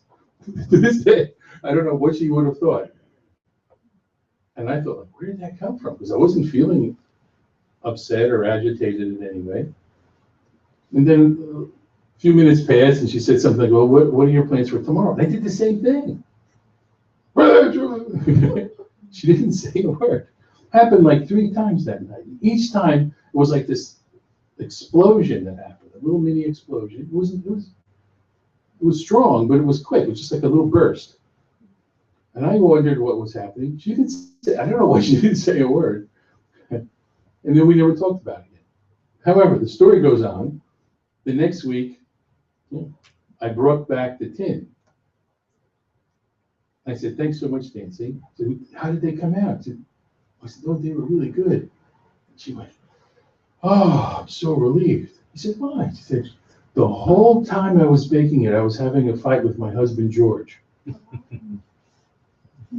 The vibrations were in the cookie.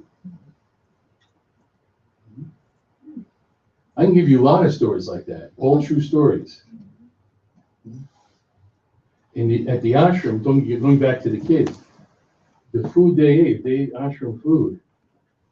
I was ashram administrator. If I got a call that the kitchen mom was having a quarrel, was in a bad mood, I'd make sure that she was taken out of the kitchen until she calmed down. We didn't want that vibration in the food. Go cool out. Come back.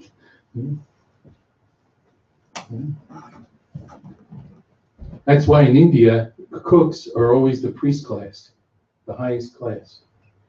You want the holiest people you know to be making your food. Then it becomes all like prasad, blessed food. That say the same thing about devotee. Devotee's food, you eat devotee's food, you say, you'll never fall sick.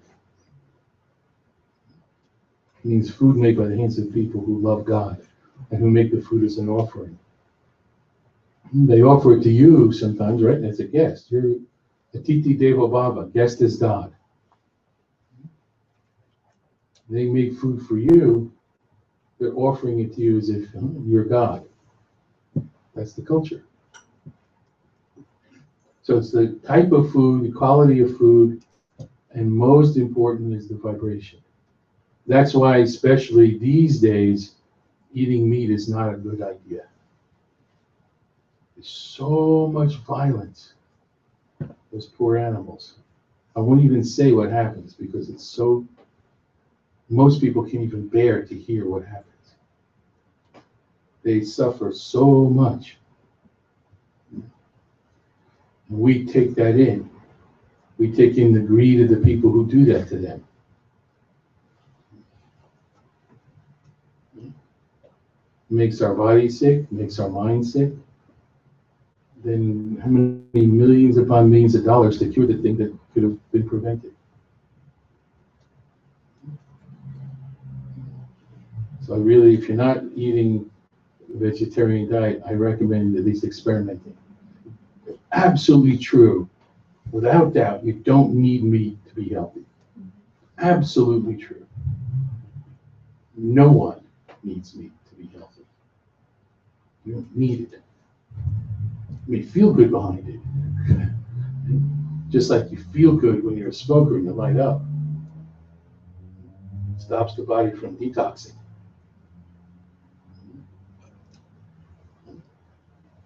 No doubt, you can't have life without taking some life. Even if you're going to have your broccoli, it's the life of the broccoli. How many insects, we don't know, right? So we have to even recognize that. And then all our food should be taken with that attitude of gratitude. And what we do is we want to return to nature because we've received from the Mother Nature. What do we return? We return service. Best we can, we take care of the nature. Best we can, we serve others. Oh, beloved Mother Nature, here on our table is our food. You are endlessly bountiful, benefactress of all. Please grant us health and strength, wisdom and dispassion, to find permanent peace and joy, and to share that peace and joy with one and all. That's our meal prayer.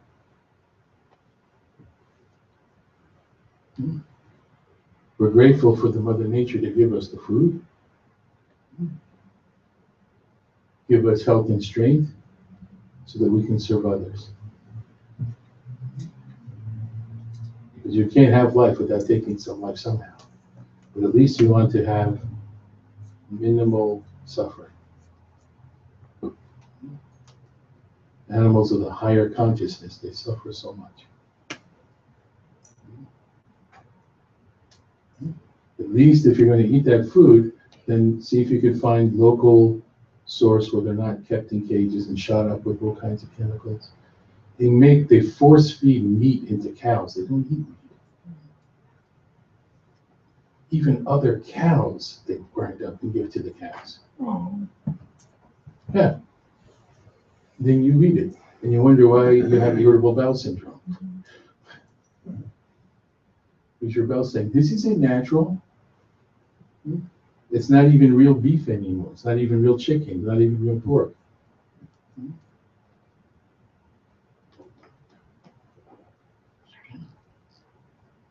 It's important. I was a big meat eater too, not like I always was. I was funny. I was born, when I was really young, they couldn't get me to eat meat until I was 6 years old. And somehow I started eating meat. Probably holdover from my last lifetime. I became a vegetarian. I still remember being like 3 or 4 years old. I want beans. That's what I wanted. I wanted beans and vegetables. That's what I wanted. And I remember my friend saying, here, some steak. And I'd spit it out every time. It just, ew. I can remember the feeling. Then one day, it switched off. My mother made roast chicken. It was 4 people in our family. 2 chickens. 1 chicken for 3, 1 chicken for me. A whole chicken. If they made a steak, they didn't have plates big enough. 2 plates. 1 for me for my steak. That's also when I was in my weight loss. Huge amounts of protein and meat. My body is paying for it today.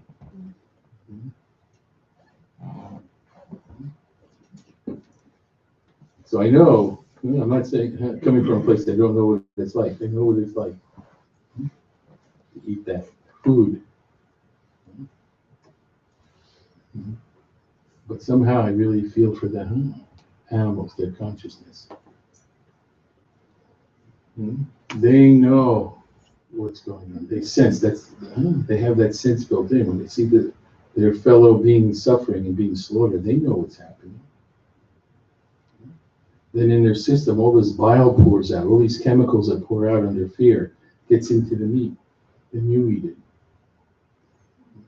You get more aggressive. We wonder why is there more violence. One of the reasons is the food we eat. It's not the only reason, but it's a big reason, much bigger than we think. It's really true. And the number 1 cause of pollution is beef. methane gas. More than even all the cars, all the factories put together. And then McDonald's goes to South America and destroys untold thousands of acres of rainforest so that they can put beef cattle there so you can have a Big Mac. Destroying the planet for a Big Mac. Even if you're a meat eater, it doesn't make sense. Do you know what I'm saying? It's just like so bizarre what's going on. It's not a natural way.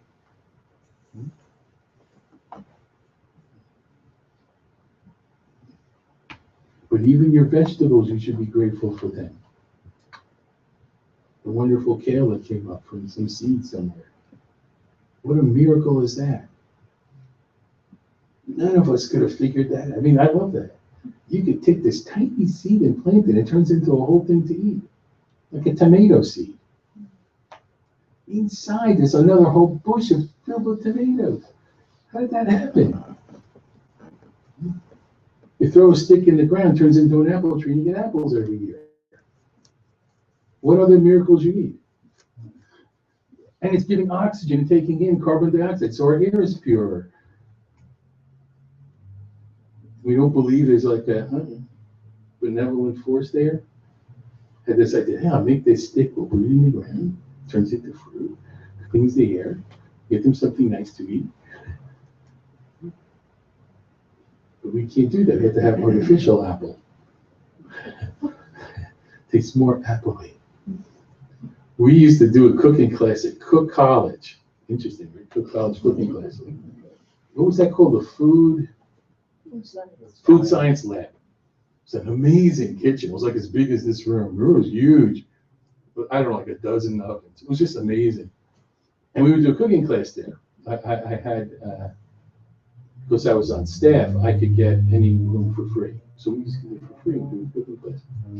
And one day I went there and we were cleaning up, and on the sill, there's a little, or by a sill, there was a little shelf. And little brown glass bottles. And it said like artificial cheddar cheese, artificial asparagus, artificial onion. I was looking at it. There's little powders in there. I don't know what they did with it. But the one that intrigued me the most was actually labeled artificial fried flavor. Mm-hmm. Just fried, no particular thing. I said, what could it taste like? And I got a little mischievous. I said, I'm going to taste some. And people said, no, don't do it. So I got it out. So I opened up the little thing and I stuck my pinky, and there's just a little bit of powder. I put it on my tongue. It was the most amazing experience. It was like every fried thing you ever ate by 1,000. I was retching. I was in the same retching. Was like so disgusting. They put that in some commercial foods. Like if maybe if you get a deep fried chicken from Colonel Sanders, there's a little drop of this stuff in there. I don't know what it's made from, but it just was called artificial fried flavor. Think of that. Who knows what chemist with big thick glasses and a hunchback and a funny accent. It was like things boiling over. Named Igor was making something like that. If you want to get enlightenment, it isn't a bad place to start is what you eat. You can overcome anything if your will is strong enough. But the question really becomes, is that how you want your path to be? Don't you want to make it easier? That's the idea. These are influences on the mind. You can eat all the meat and still be enlightened.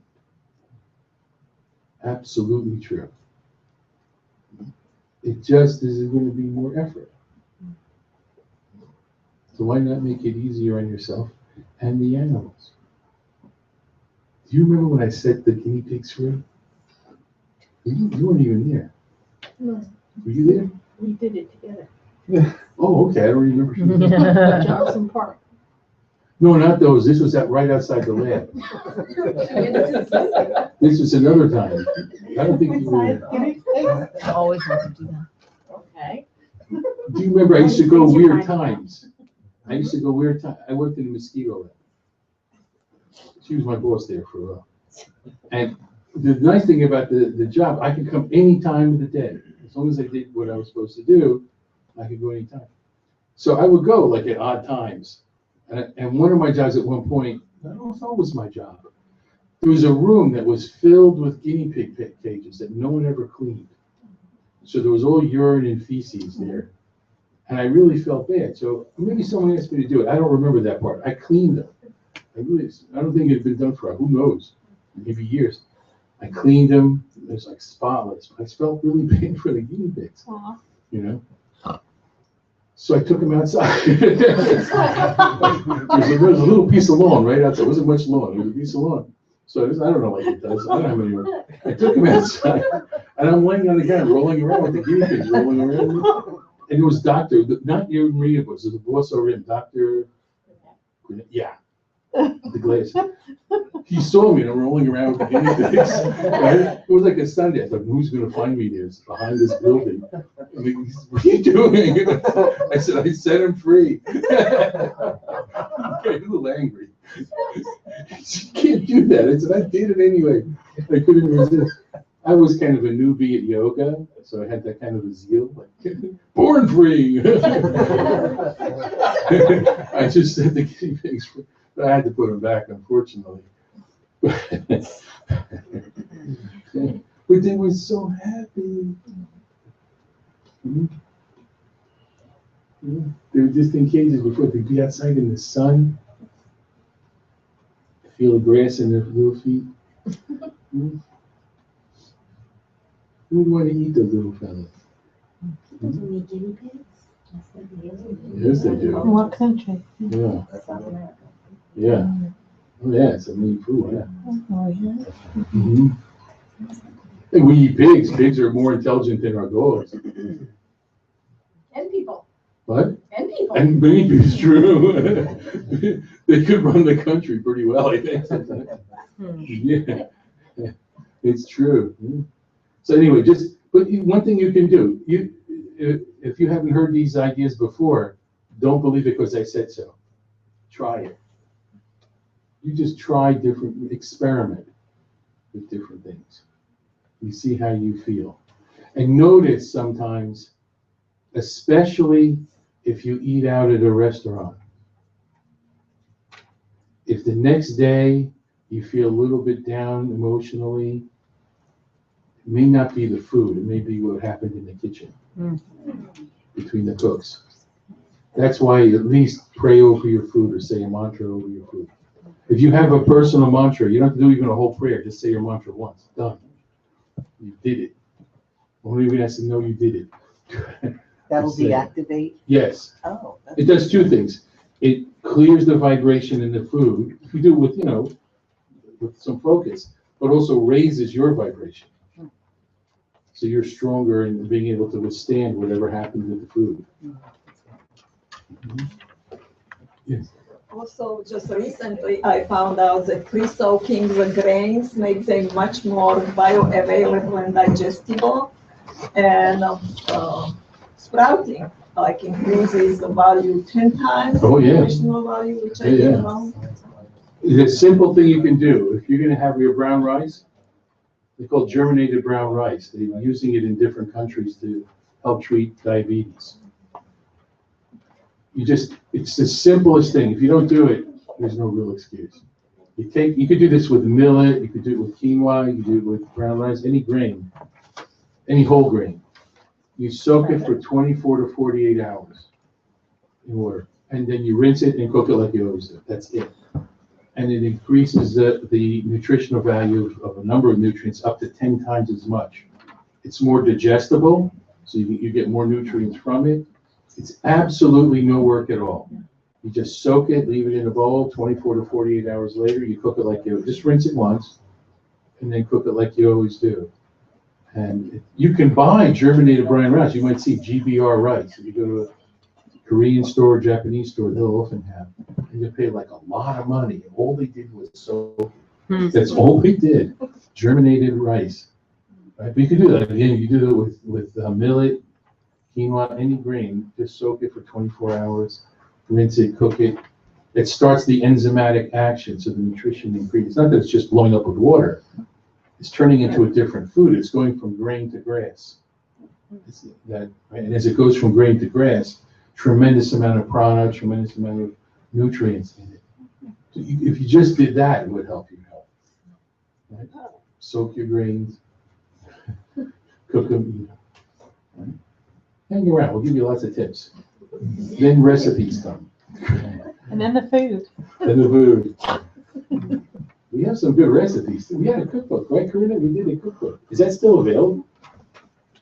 I think they take it off after a while. But there's someone else made a cookbook too, right? Wasn't it more handmade-ish? Yes, Chitra did. Chitra, right. Oh, but you had it was a hardcover. Yeah. Good recipe. My mom has one.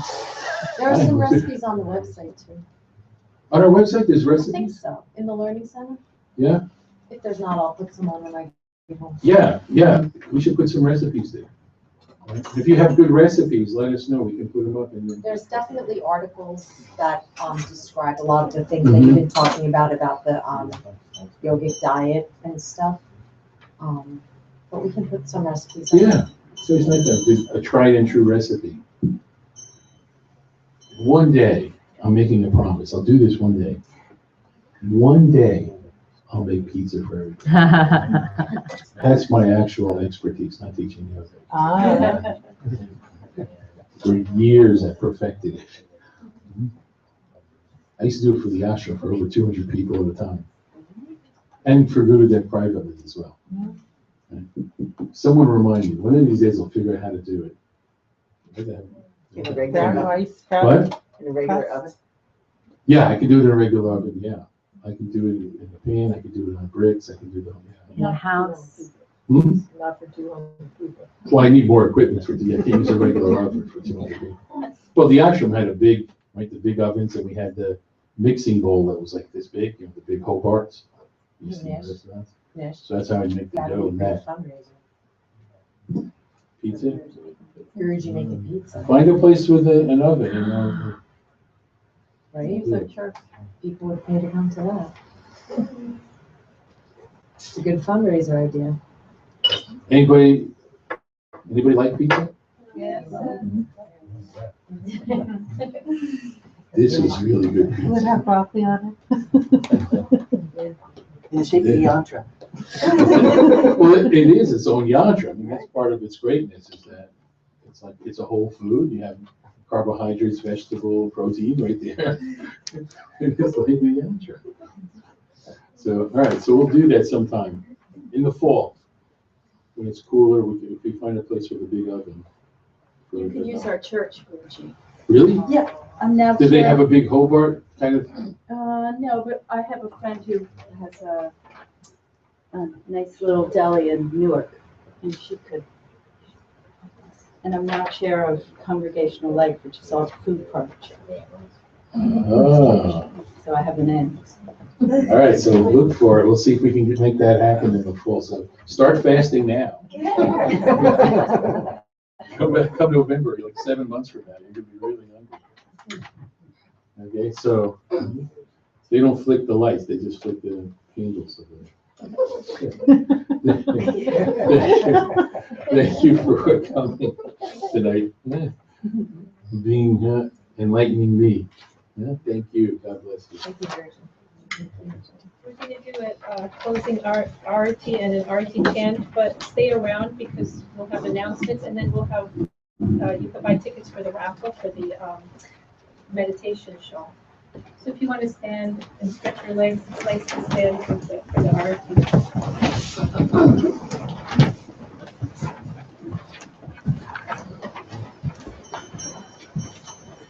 Jyoti Jyoti Jyoti Swami Jyoti Jyoti Jyoti Bhava Jyoti Jyoti Jyoti Rava Jyoti Jyoti Jyoti Shiva Vama Jyoti Soma Jyoti Vana Jyoti Jnana Jyoti Maha Jyoti Yoga Jyoti Bhata Jyoti Nara Jyoti Ena Jyoti Yoma Jyoti Ena Jyoti Ena Jyoti Eka Jyoti Eka Jyoti Eka Jyoti Jyoti Light of light of self-devotion, light of absoluteness, light of gracefulness, light of auspiciousness, light of Shiva, light of moon, light divine, light of wisdom,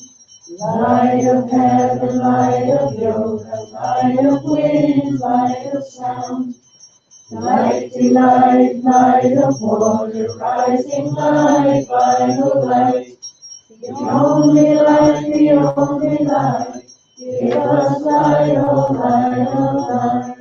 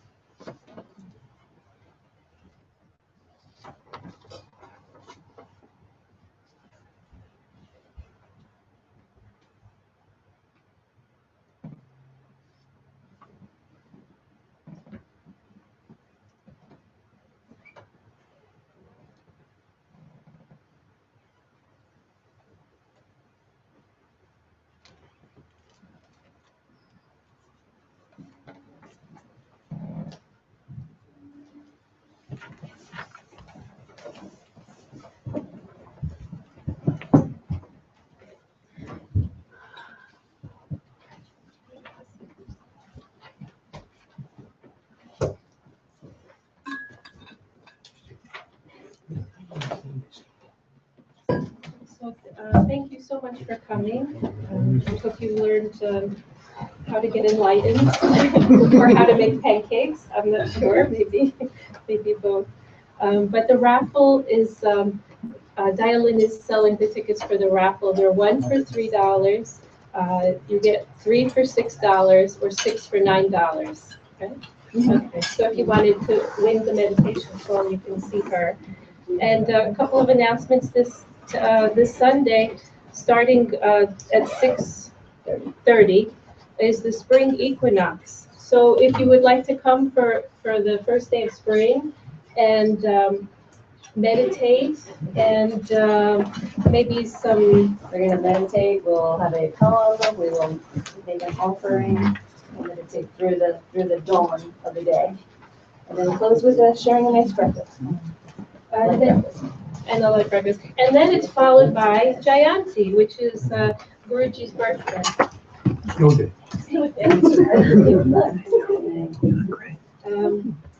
So you're welcome to come. It's free of charge. It's from 9 to 2, and it's a beautiful celebration.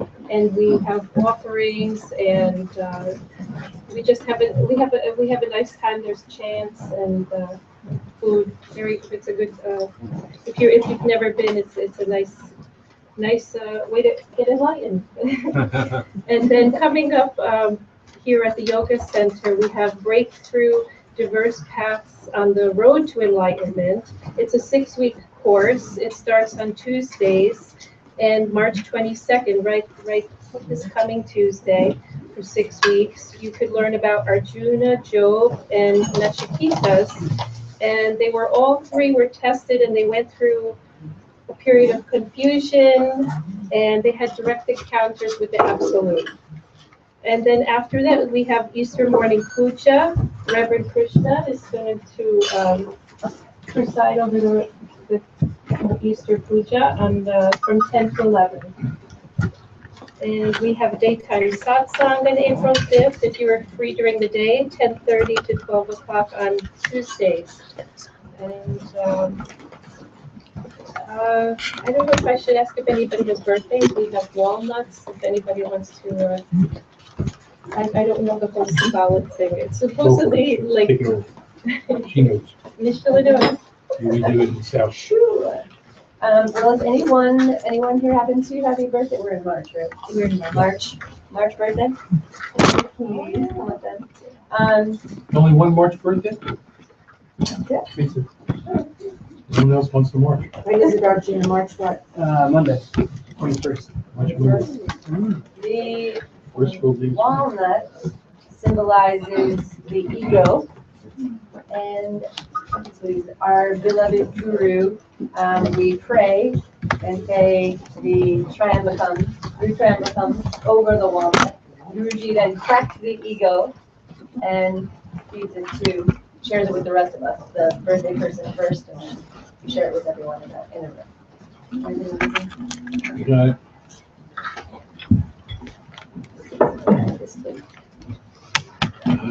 So if you would all join us in saying three Triambakam. This is. Yeah.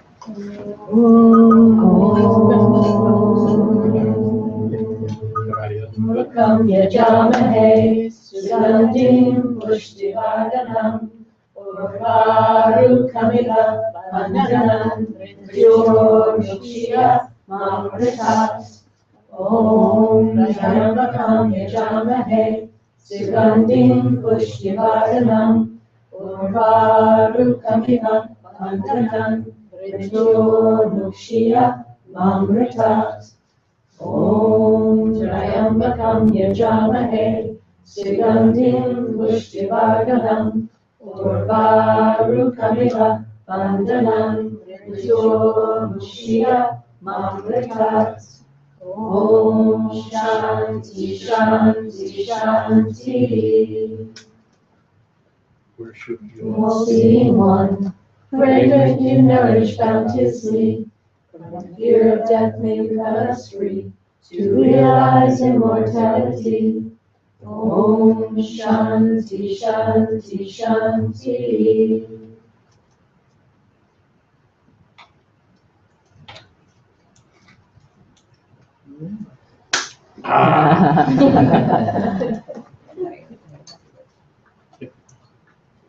Happy birthday to you. Happy birthday to you. Happy birthday, Arjuna. Happy birthday to you. May you do a lot of japa. May you grow to be like Papa. May you realize in this lifetime. Happy birthday to you. Up, forth.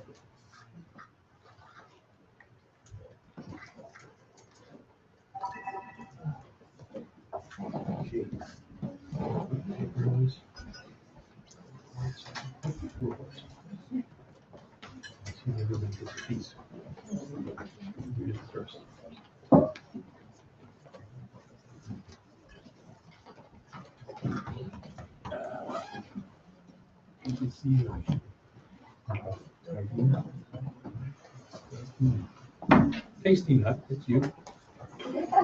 Well, nice.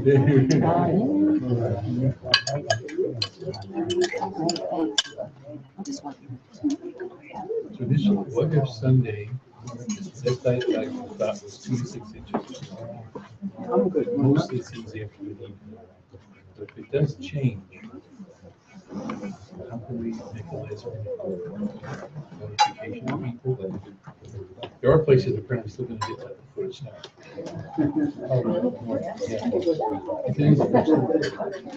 Not quite as big as they were, but still.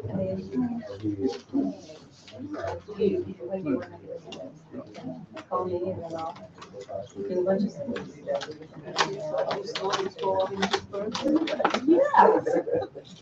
So if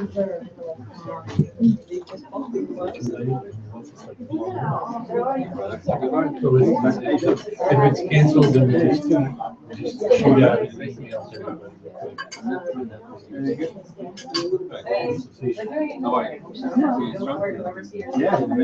I think that's where we're at. Oh, yeah? I think it seems like it would be mostly. Yeah, my brother was in the studio in England. I mean, we can see. No. If we will, it's big. It's close on my job, yeah. It's intense, but it's fun. So you can like it, right? Oh, yeah. I'm getting back to it soon. Yeah.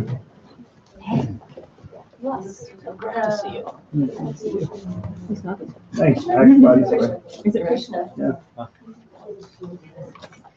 Is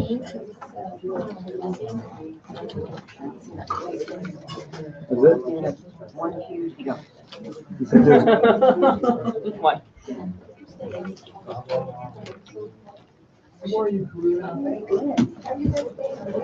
I don't think I'm singing enough somehow. We do with that Wonder Woman. And that new movie's supposed to have Wonder Woman in it. Oh, that's where I'm going. She's Wonder Woman.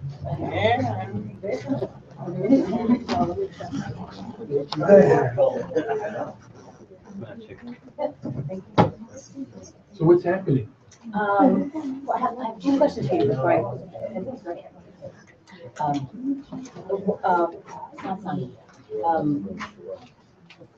Is it okay if you are recording in full standard quality full HD, or is it for putting it mostly up on the computer? 4 megabytes. The only reason I'm asking is because I went through 3 SD cards. So if I can do what full quality is full HD is 8. But you know, more will go on it. We don't really. It was on highest quality. So anyway, so I was just wondering if anyone knows, you know. We've been doing the highest quality. Always using 30s, and that's probably why. I don't think we do. Because it's one, I'm imagining HD qualities for like movies with movement. HD would make it more possible for you to turn it But you're still talking HD, just less HD. at the same time. Like 720? I have a number. 720 or 4. Yeah, I know like 720, Like this. 108. Right. And the thing is, if you're doing it, putting it on the web, you probably don't want. Does anybody want any more tickets for the meditation show anymore? So we don't know what. So does it 1 for 3, 3 Joe, why don't we go for the 6, one, it's still HD, yeah, middle HD, because it still would make it decent. Be better for, probably. No. It also works though. Usually, moving repos that way. It's like a random.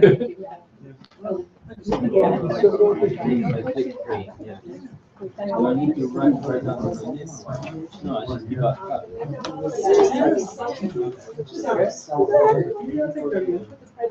Oh, you was.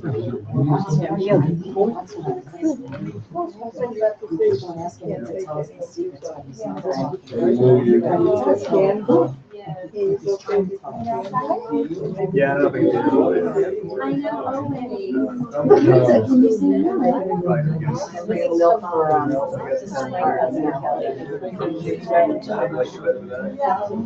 She did all the work. I should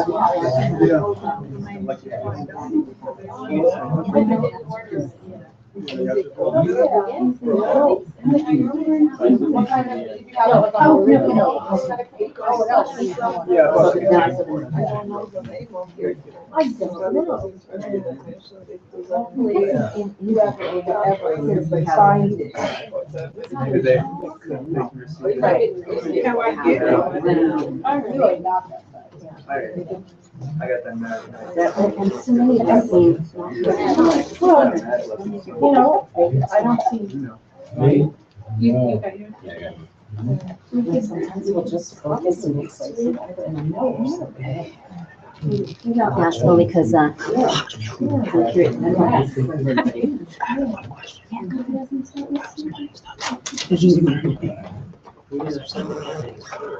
Oh, yoga class. Yeah, we have to clear the video. What is this for? It's for the meditation show.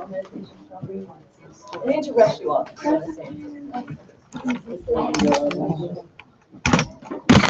Ready? Okay, stop. All right, so the meditation